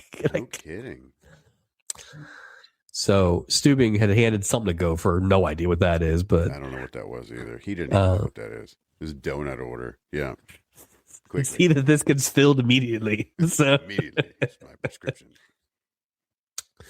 Gordon asks the captain if he has a few minutes to talk. He says, absolutely. And they go off to the side through like cool door. So they're talking outside on the deck, I guess. The bridge has gotten very confusing to me with all these different angles. So I blame Ruth Brooks flipping for this. A little too much freelancing on the design of the bridge. Who goes to the captain? I'll wait, but this is enraging. Yeah. So I think they think this is like the bring it home, get the Emmy scene. I don't know that it was, but so I'm pretty sure I know that it wasn't. Yeah. Gordon starts his whole thing about how, working at the bank, saw some lawyer come in and grab a safety deposit box of a deceased client. And all the things I saw in there, I realized these are things this man can never use. And the next day I went down and cleared mine out because either get busy living or get busy dying, like basically. So what? Okay. If I was stupid, I'd be like, okay, great. Why are you here? Right. So he's really like hitting it hard that, this is why I've taken my lady on this wonderful trip so we can have memories that last a lifetime. Little problem. I have spent all my money and I am woefully in debt and I will never be able to repay your boat for everything I have bought here. Sorry about the mess. Blame it on a shawl and some champagne. Jeez. Had to have the shawl, huh? So Steubing's like, that is a problem, which is pretty good. So, but Gordon doesn't want a handout. He just wants some help, I guess. Some layaway, basically, a payment. Right. Come on. And Steubing, well, here's the other thing too. Steubing, very quick to try to get Stephanie, the gift clerk, arrested, or he was ready to hang Luis a few weeks ago. But man, when it's an old person whose scam fails, well, he is ready to help. when it's an old white dude, yeah, it's no problem at all. Yeah. But so Stubing's like, I'm sure we can work something out, and that's when like Gordon tries to be all prideful, which I get it, dude, but also like, shut up, like you're begging for a handout here, so let's not, you should really be arrested. So no kidding, you stole, stole the boat now. And really, the answer here is, all right, sorry, Pappy, let's give the ring back. Let's start there. Like, right, like you have money, like stop it. That's not how this works. Like, so you got what? How much time left in the episode? You got 8 minutes left. Figure out a way. Figure it out. You got any damn shawl cost? How much would that? I mean, come on. Hey, do you have any? Gin cards? No kidding. Hey, you got a few. Yeah. So at the end of this, Gordon's like, "I'm sorry, Sarah. I can't imagine what you think of me." And Steuben gives him the silent treatment. Dude, he does. And he goes back in. He goes back inside. Goes back inside. I thought he was gonna go get his belt or a switch. His gun. Yeah. Goes inside. Yeah. Goes inside. He says, "Gopher, have the Layton's table removed so they can eat with me at the captain's table." And then I don't know what this is about. First of all, we get another Love Boat ham-handed reference, but he's like, when people ask, camera too. when people ask why this is the Love Boat, I'm gonna tell them your story. And why? This guy came on a boat and spent money he didn't have. You owe money. And let's not forget, this captain's table is a bunch of bullshit. Oh, it is a prestigious. It is a prestigious captain's table. It's a big ass tablecloth. That is boy. The captain's table has just hit an all-time low. No one's sitting there but the crew, and then the crew quickly left to go. No, it's not even a table. It's two tables. It's not. They need to get back to the tradition of the captain's table. All right, we'll get to the captain's table, but they really thought that was their home run scene, and it was not. Was that Well, and the thing is too, you're supposed to like, I guess, I have to cough. It happens. I'm so emotional about this scene. Well, I don't blame you. You're supposed to. Yeah. Oh no, it's 17-5. Okay.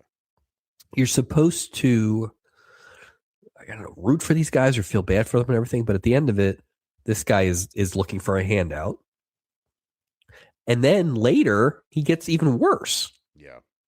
So I don't think he's a hero by any means. No. I mean, it's just you know how much money's in your wallet. That's your cash. Like, what's wrong with you, dude? You've lived. You know right from wrong. And the thing is, too, to impress her this much, it's ridiculous. You spent all the money. Okay, yeah, you got too excited about the ring. Okay, but like you said, the money's gone. Once you start charging, you know you're doing something wrong. You just stop there, right? It's physically gone. Yeah, I just thought, I'm not a fan. This guy, Gordon Layton's lame. He's got weird pride. Like you're too prideful not to buy something, even if you don't have the, like, that's, I don't think that's pride. That's a little weird.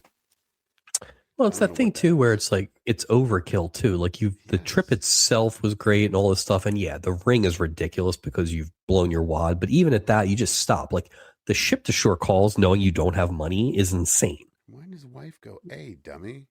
Well, she really, I mean, she did basically. Not until after he got a dress and a freaking. Anyway, no, it wasn't a good scene. Last scene of Act 3. This is stupid. The Goombas go in to see Doc. This is so dumb. To talk about a hypothetical situation about honeymoons and grooms that aren't consummating and all this stuff. And Doc advises them less pressure, maybe more romance would help. They decide, Cupid's calling. And it's a lot of Doc being smarter than these guys. And that's literally it. And they leave. Yep. That's an act break. Yeah. Scene. Like, that's just all right. Right. No. 18-5 as we head to Act 4. Wow. So it's going to need a late comeback here, Mike. So. Something. We're in the home stretch.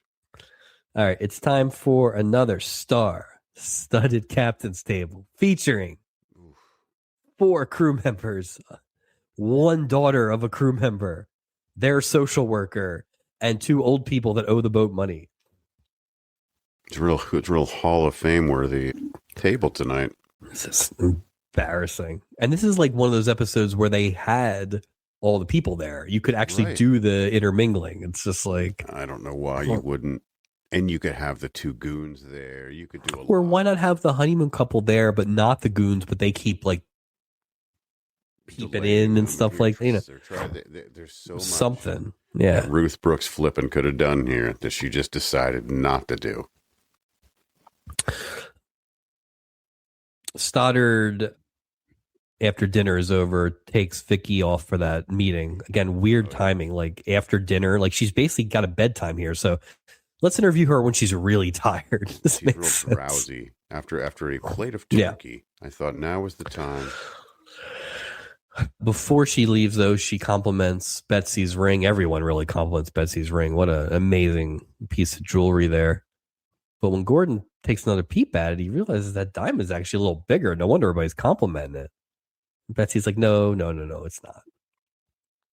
But Gopher's like, yeah, it is. I saw it when he bought it. It's bigger.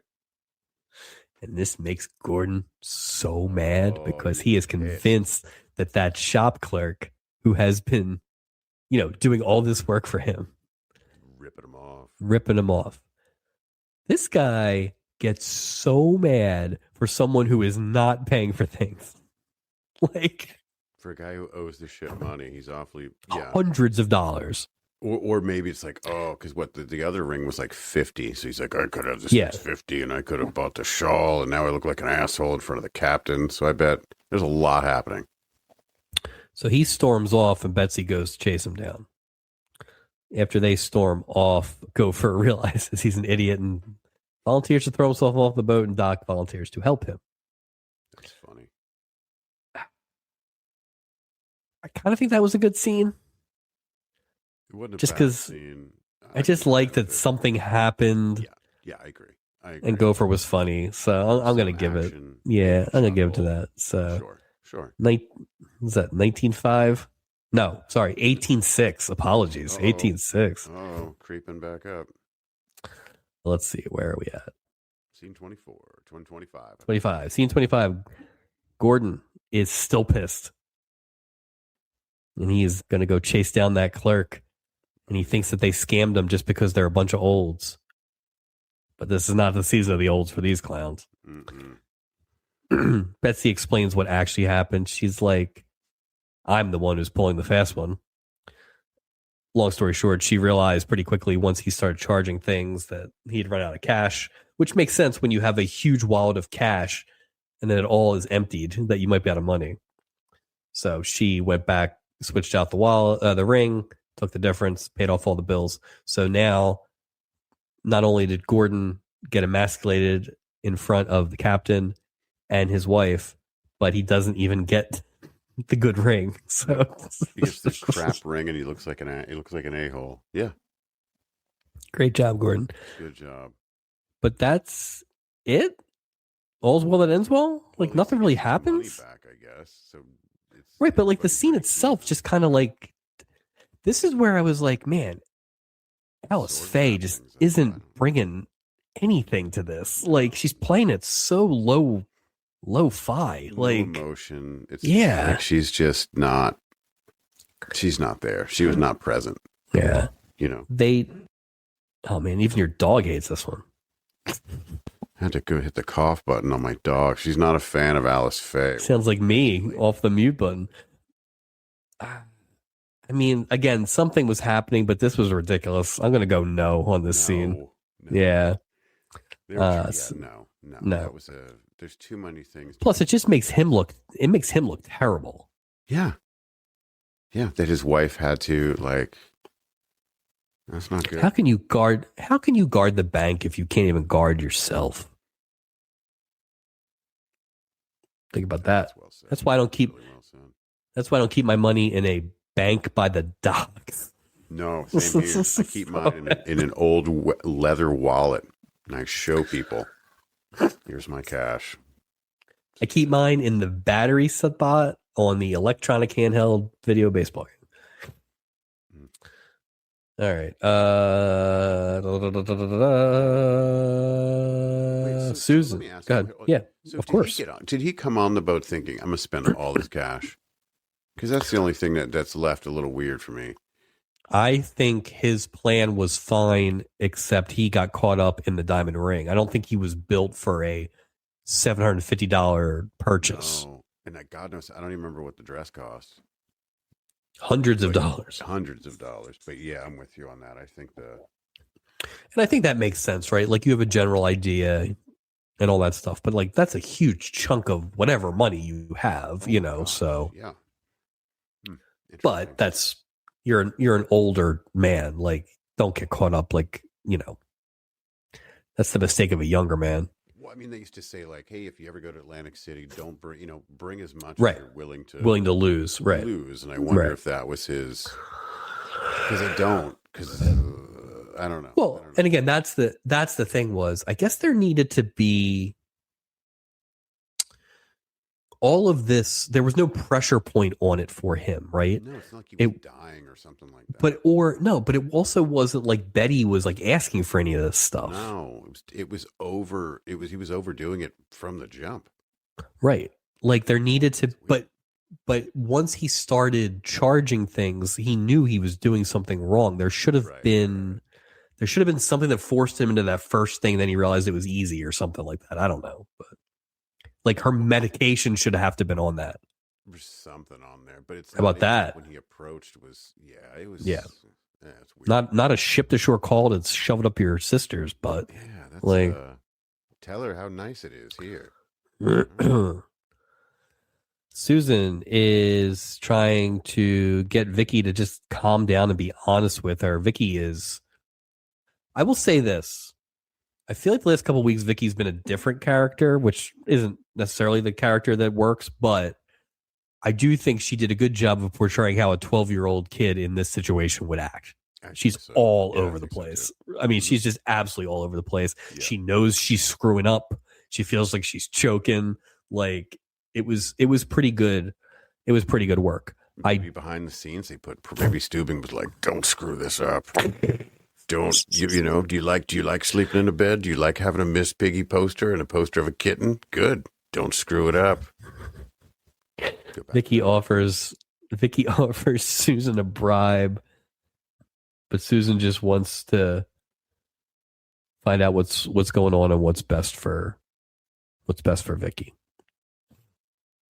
I'm gonna go good scene because that did feel like how a 12-year-old would act. So I think it's a good scene, and I think that Susan Stoddard just kind of wants. This is the first scene where I see her sort of trying to do her job. Yeah, I agree. If the storyline was more built in this fabric, it would have been better. Right, I agree. 19-7. Going to need a late rally here with these last 4 scenes. Okay. The Goombas are now trying to create atmosphere of romance for Terry and Mark, and it's going about as well as you would expect. It's so bad that Julie even spots it from across the way, and she says to Doc, "What a shame this is. These guys can't get a minute by themselves with these Neanderthals." Doc's like, "They wouldn't happen to be newlyweds, would they?" And then he kind of puts it together that these are the hypothetical people from earlier. Doc's like, "I got it." He's like, "Maybe a little bit of medical science will be able to fix this." And he goes over to the Goombas. I thought he was going to inject them with something, knock them both He shoots them dead, yes. So basically, he's like, "Hey, is this the guy you were actually asking me about earlier?" And I'm like, yeah, it is. Which, by the way, HIPAA. But hello. Doc says, "Listen, you didn't tell me all the symptoms." And he said, "From over there, I can see the physical manifestation." That's right. It's hormonal poo-poo colitis. Sounds good. Sounds about like something Bricker would say. Mm-hmm. It's a very contagious disease that destroys the male drive. And he's got it, both barrels. And you know what? If you guys have been exposed to it, you're going to get it too. He's like, oh, not me. Oh, not me. My sex is everything. Oh, I'm such a hit with the ladies. They're like, Doc, is there anything we can do? And he's like, well, you got to stay away. Limit that exposure. And they're like, we will. We'll sleep on the deck, Paul Williams style. No kidding. It can be done. I mean, Paul Williams is a short man, but it can be done. They run off, and Doc feels like he did his good deed for the day, which he did. This was a very good Doc episode. I will say that. So much needed too. And I'm gonna give it a good scene. I'm gonna give it a check mark because of that. So I'll give it a good scene. 17:10. We're getting close, Mike. Is there enough time left? Meryl goes to check on Vicky to see how it went, and it went terrible. So awful Captain Meryl. It went. Vicky's awful. very upset. She said she's given up hope, and then she asks him if he's given up hope, and he doesn't answer, which made me feel like he gave up hope. Again, if they had lived in this more dramatic, serious world, it would have been good. Yeah, I mean, it's like the storyline. You've earned the right by having this over the course of a couple seasons. Right, you've earned the right to try and be dramatic. Of course, especially in this context. This is where you get like you're saying, you completely get a green light at this point. And the two Vicky origin stories episodes were serious with a tinge of comedy. Like you could have done some of this. To turn it into this stupid crew pratfall episode is just a waste. But I'm gonna say this was also a good scene. Yeah, it was a good scene. Let's see. Mark. We need a lot more of that. Yeah, we did. Really, really did. Mark has reached his boiling point. He's like telling these guys to buzz off. I'm sick of it. Get out. Get out. I'm Mark freaking Carlson. But because of the hormonal poo-poo politis, these guys are running for the hills. And sure, Mark thinks that's because he's finally, bowed up. Doesn't matter. Now he's ready to consummate the marriage, but now he thinks he's scaring these two goons away. Good for you, Mark. Whatever it takes. Yeah, I'm going to go fine. I'm getting weak here at the end. I'm going to go fine. Yeah, 17, yeah. 17-12. I'm just happy it's almost over. Great, yeah. Time for the verdict. This is the last scene. I don't even need the notes for this. So Steubing says that Susan has called them all into the office for what they assume is the final verdict. Right there, weird decision. So, yeah. Why are we calling the bartender in to talk about your child's custody battle? No kidding. Or the assistant purser. What is that person doing? Yeah. Or so the rest of them, anybody. Yeah. The rest of them are like, well, I mean, like it feels like it's not going to go well, which is also a weird thing to think, because if it's not going to go well, you'd like to think they wouldn't have called in all these other people. That's the worst thing you can do. Oh, how many people showed up for your divorce hearing? 3 times the amount that showed up for the wedding. It's crazy. Susan shows up. She does quite a wind up. But well, Julie starts. Julie has been wrong this entire episode, and she's like, "I think we kind of know what it's going to be." Great job, Julie. Great. She's still shook by that dark jacket, though. In her defense, it does make a lot more sense. She doesn't know what she's doing right now. Susan starts off. This was a poorly written speech. Horrible. It was very confusing. I try and summarize it, but it's very confusing. So she says, she starts out with Steubing is like what the moral fiber of this, or the soul of a prince, or some bullshit like that. But it's just like, not cool. Yeah. But the problem is all of you, or the environment, or something like that. And Steubing's like, she doesn't spend that much time with the passengers. And Susan's like, no, you guys, the crew, dummies. But then twist, she's like, you're all too pure, prudish, and straight-laced and all that stuff. And this offends everyone. Yeah, Doc and Julie especially. None of those things. Yeah. But ultimately, Susan gets to the point where she's like, I saw through your charade, but what it did show me is how much you care about Vicky. And I'm going to write the strongest report and recommendation I've ever written, because not only does she have one parent, she's got 5. And I cannot imagine a less realistic ending to what has been, for the most part, a pretty realistic storyline throughout this whole Vicky thing. Yeah, nothing is wrapped up in a tight little bow, just like this. No concerns. Like, none of the questions were answered. We never met Dooley. I don't think there was never a, you know what this actually needed? And an episode that had a little more of the gravitas that we were just talking about would have said it. At some point, why was there not a Meryl and Doc scene where he's like, I don't know, Adam, maybe I should just tell her that I'm going to give up the ship and live a normal life? Like, 100%. where is that? Nothing. Where is that? Nothing. So unless the real Susan Stoddard was knocked off prior to was the Harridan? She was the Harridan. She forgot her name was Susan Stoddard. No, I agree. It's too. You didn't even put the work in to have it end in such a neat fashion. It was. That's why it was so bad, because it was meaningless.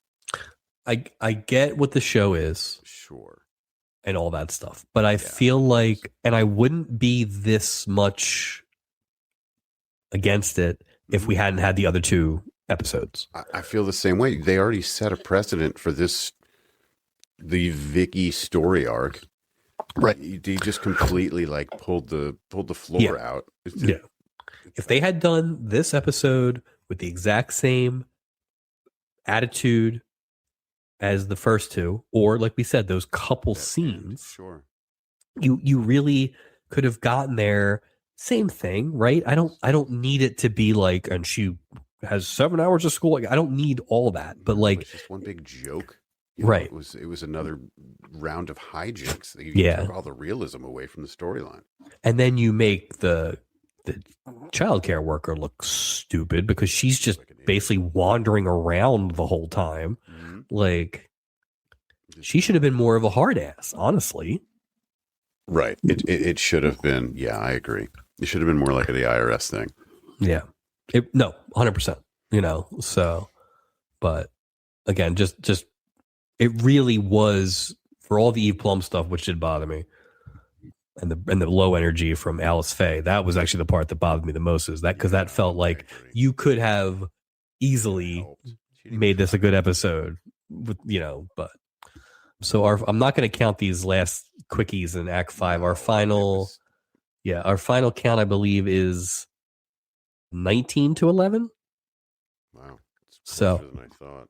Yeah, it was. It kind of rallied at the end there. It was getting ugly. But that was a good gimmick to help us get through a terrible episode. Yeah, it was. Act 5, a incredibly fast Act 5. Like, just out. Bang, bang, bang. The Laytons are leaving. Isaac says goodbye. Betsy's going to go lie to her sister about the ring being real. Mark is bullying the Goombas down the steps. And he says he'll protect Terry from now on. Great. Okay, great. Yeah, Mrs. Stoddard, leaves, and everybody says thank you, and then she wants that bribe off Vicky, and then we get like a poignant smile at the end, but there was nothing. Like, they couldn't even land that. Like, you couldn't even land that. Like, nothing. Just. Ugh. That's the end of a. That's the end of a very disappointing episode. I would say that was one of them. If one of those olds had been somebody I knew, this would have been maybe one of the more disappointing episodes I've ever seen, because I had expectations and it was just trash. So it was really bad. It was really bad. So, totals in a recap. Best episode. This is the highlight of the show right here. Well, best episode is episode 9, the Dallas Cowboy Cheerleader 2-parter. The worst at this point. We have so many. We have like 4 or 5 that we're just carrying through. I feel like the actual discussion is going to happen on the stubbies, but this one leaves a bad taste in my mouth. I will say, maybe more than the other ones. This one just left a bad taste in my mouth. For some reason, it's these tricky episodes in the 20s every year. They get us right around here. Why? I expect next week is. Why do you think? Well, so when we get to the look ahead, I have an interesting thought. Because why it happens? Why backload them, or why even they had to know this was not good? I don't know that they did, because like, and this is where again IMDb ratings are pointless, but this got like a 7.5. Yeah, like this was terrible. This was terrible. Well, next week has a lower rating than this one according to IMDb. So it's funny. When I was looking ahead to next week's, I read the wrong one. I read the one in 2 weeks, which looks very good. So I'm excited about that one. But I think we got one. We might have one more clunker in here. So yeah, no, I'm. But we're gonna probably again. We don't always agree with everything, but I think if you ask me right now, I would say we're going to end the season on 2 good ones. That's my thought. And if you're going to do it like that, that's fine. We were kind of on the every other there for most of the season, but it really makes me, and it's a bigger conversation later, but it's like, do you think this has been a good season? Like I don't. Comparison to the other two. Yeah. I guess in comparison to the other two. I think season 2, which was. It's tough because you do have your highs from each season, right? And I go back in the re-listen, the Alaskan, such a good episode. Right. It's tough to say it because the thing is, I feel like we had the same conversation in the 20s last season. Sure. And then we rallied, late. Yeah, we rallied late. And overall, 2 and 3 are going to be close to the same after you sort of evaluate close. Yeah. I think my problem... I couldn't say which one was better, to be honest. I think the difference this season is, if you take the 2-parters out, which you can't, it's part of it, right? And those will be memorable. Last season, especially the first half, was marked by pretty lousy episodes that had one amazing storyline or performance. I always think about like, somehow Dabney Coleman was in the Pepito episode, right? Yep. Like amazing, Right. I feel like the floor has been higher this year, but the ceiling has been lower. I agree. And we talk a lot about it being in the season of the olds, but if you take the olds out of it, what's the memorable, like, just right? It's so, the Vicky thing, and the crew hasn't been as good. It should have been this. Yeah. This should have been a major arc from this season because it was, she's here now. This is are they never going to touch on this again? Does he just now have full custody? Is that probably right? Or just, I assume at some point Ben Vereen shows up and tries to get her back. But besides that, I think that's probably it. Yeah. And he's like, that's my insult. Meryl. I'm not a junkie. But it's just, I don't think about the season like that in a context until we get towards the end. But I also feel like I've said this a few times, and listening to the stubbies or the old episodes for the stubbies and realizing that I can't believe some of these episodes are from this season. They feel like so long ago. And I think part of that is because like season 2, the first 5 episodes, we had Cruise Ship Casanova. We had the Richard Mulligan fight thing. We had the pool, singing on the pool, right? With with Mike Sr. We had the Kissing Bandit. We had all that stuff. Yeah.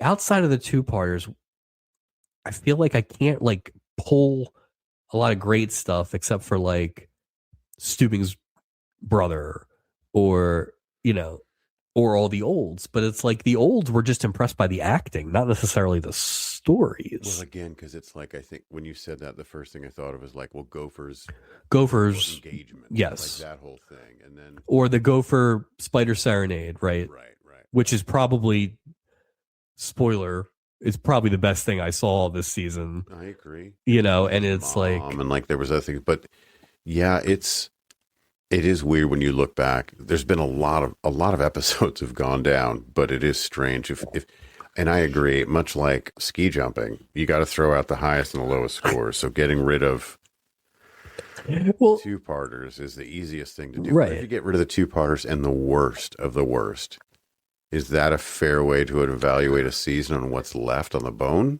It is.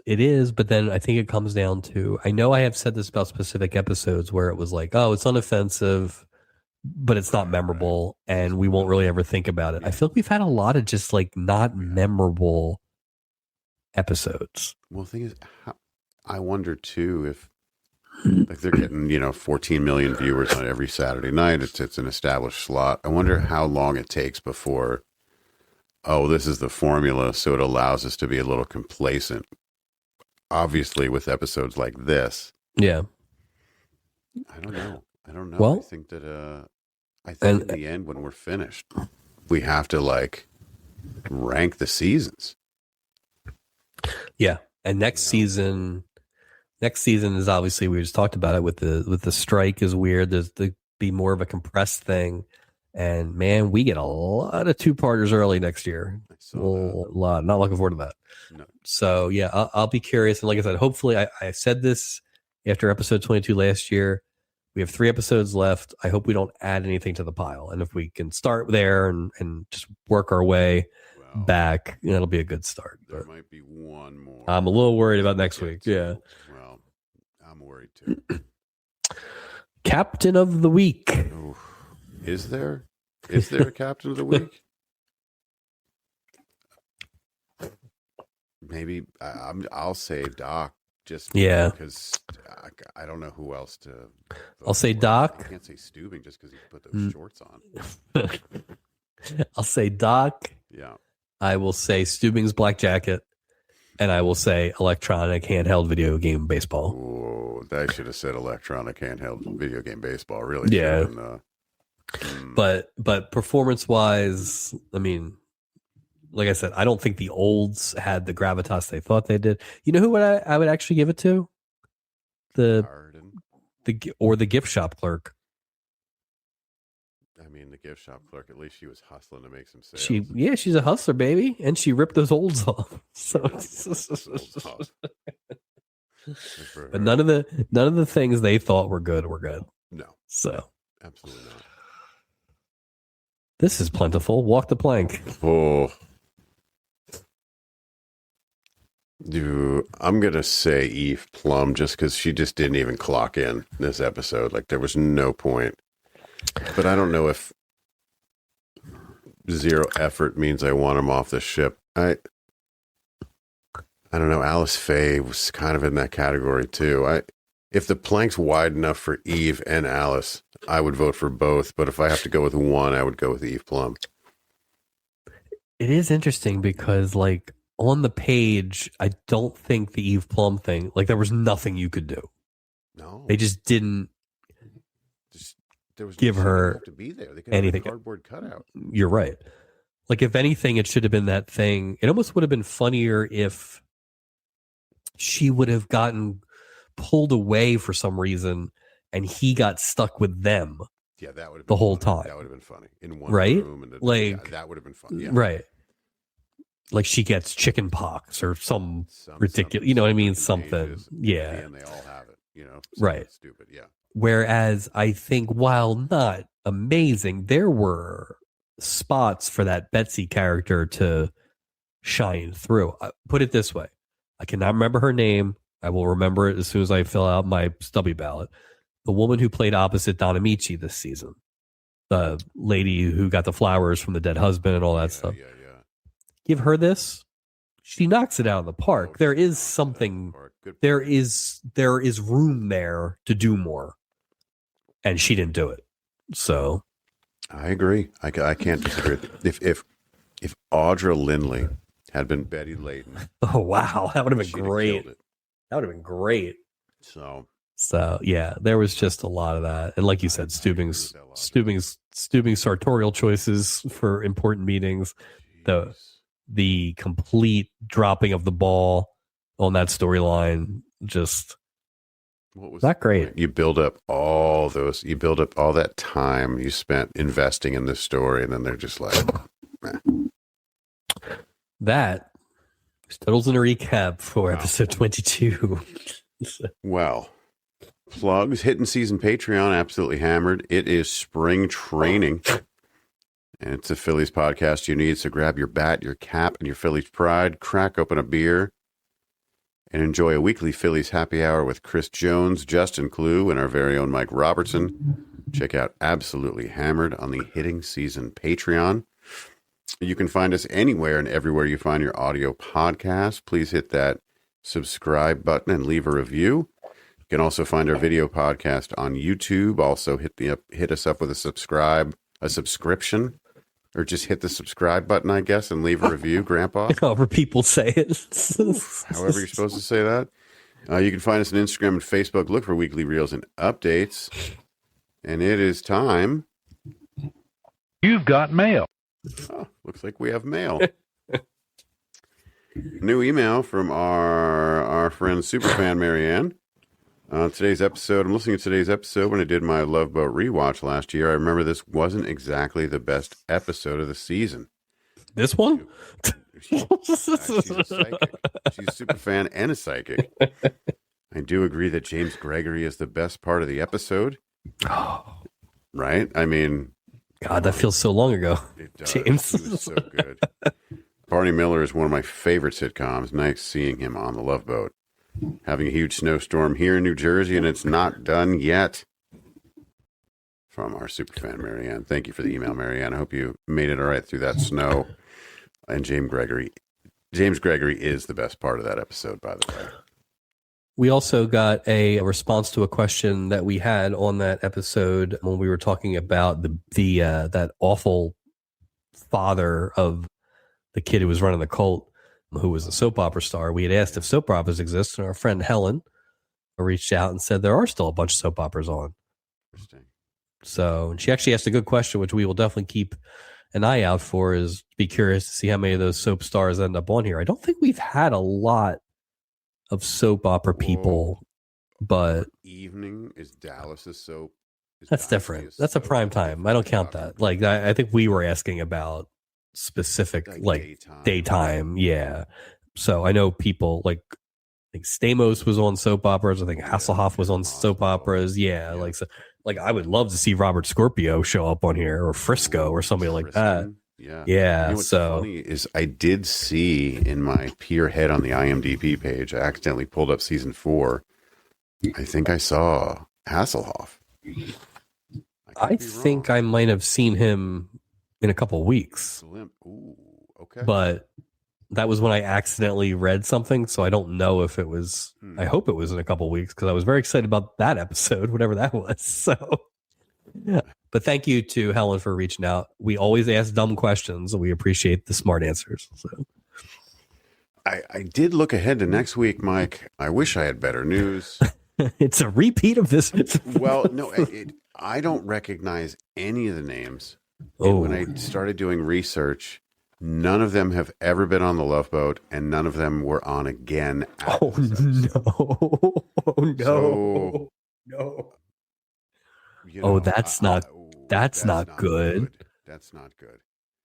One of my favorite, one of the only things that carries me through some of this stuff is the once and future people. Like, that's, I mean, unless it's just amazing. We'll see. I do get a little worried. And it was funny when I was looking ahead, when some of the people that were on these episodes, when I would look and see if it was anything worth talking about. Mm-hmm. There were a couple in like those last couple seasons where it's like, mid 80s. And at that point, I feel like if we don't know you in the mid 80s, yeah, you're not. That's not good either, so that season 9 is going to be tough, I think. So it's going to be a weird look. Yeah. Like if you looked at season 1 snapshot versus season 9, like it's just going to look so weird.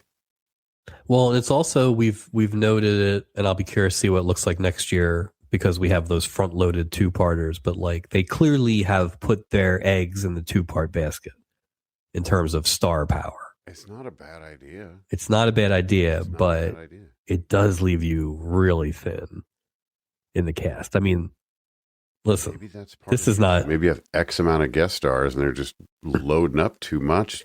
And you leave an episode like next week where, I mean, the most. if you're a big Rex Smith or Britt Eklund fan, you're Oh, in luck. Pelly Eklund? So, should be interesting. I'm just going to talk about Pelly Eklund for the whole episode. It's fine. All right. Well, this was something. Appreciate you participating in the experiment that was ranking the scenes. We will not break that out unless we have to ever again, but sometimes you need something to sometimes you need something to get yourself through the process. So, but we only have 3 episodes left, and like I said this time last year, I am optimistic. Hopefully we can get out of this rut. And really, we had this exact same conversation last year, and having 3 good episodes in a row makes you just feel better about things. That whole quote that I started the episode with came on the heels of us talking about how we've had 4 in a row, we're on a streak, all this kind of stuff. So it turns good, bottle it. It's like they said in Major League 2, I think. You win 1, that's a win. You win 2, that's a streak. It's been done before. So it can happen, but It'll be all right. We'll bring what if the we've surface peaked? again. Mike, what if we've peaked? We have how many more? like a lot. Rail downward begins. 6 full seasons. Yeah. So I have faith. Yeah, There's a lot of that's all. potential. That's It's all you not can that have. hard to make a good episode, in my opinion. It's not, but it's very hard recently. So You know, well, at least what's her name's not writing it next week. Next week we look Nope. forward to. looking forward to Humpty Dumpty and then her demise. so R.I.P. But that's it for this week. Thanks for putting up with us as we talked about this gem. Thanks, Mike. We will talk to you guys next week for that episode that features no one we've heard of, and hopefully onward and upward from there. So thanks, everybody. Hi, everyone. It's Fred Grandy. And I'm Ted Land. And I'm Jill Whelan. And you may remember us from your favorite TV show, The Love Boat. And now we're back together and ready to embark on a brand new adventure. Each week on the Love Boat podcast, exciting and new, we'll be joined by old friends, favorite guest stars, and more to share stories from our time aboard the Love Boat. And let's be honest, anything that pops up into our heads. We have too many stories to tell. We've had so many amazing guest stars on the Love Boat, people who became lifelong friends. And so, we got together with some to laugh, to reminisce, and to swap stories about life on set and the bonds that still bring us together decades later. Friends like Loretta Swit and Jamie Farr, Cynthia Lauren Tweez, Morgan Fairchild, Jimmy Walker, and more. We can't wait to welcome you aboard. Listen to the Love Boat podcast every Saturday wherever you get your podcasts.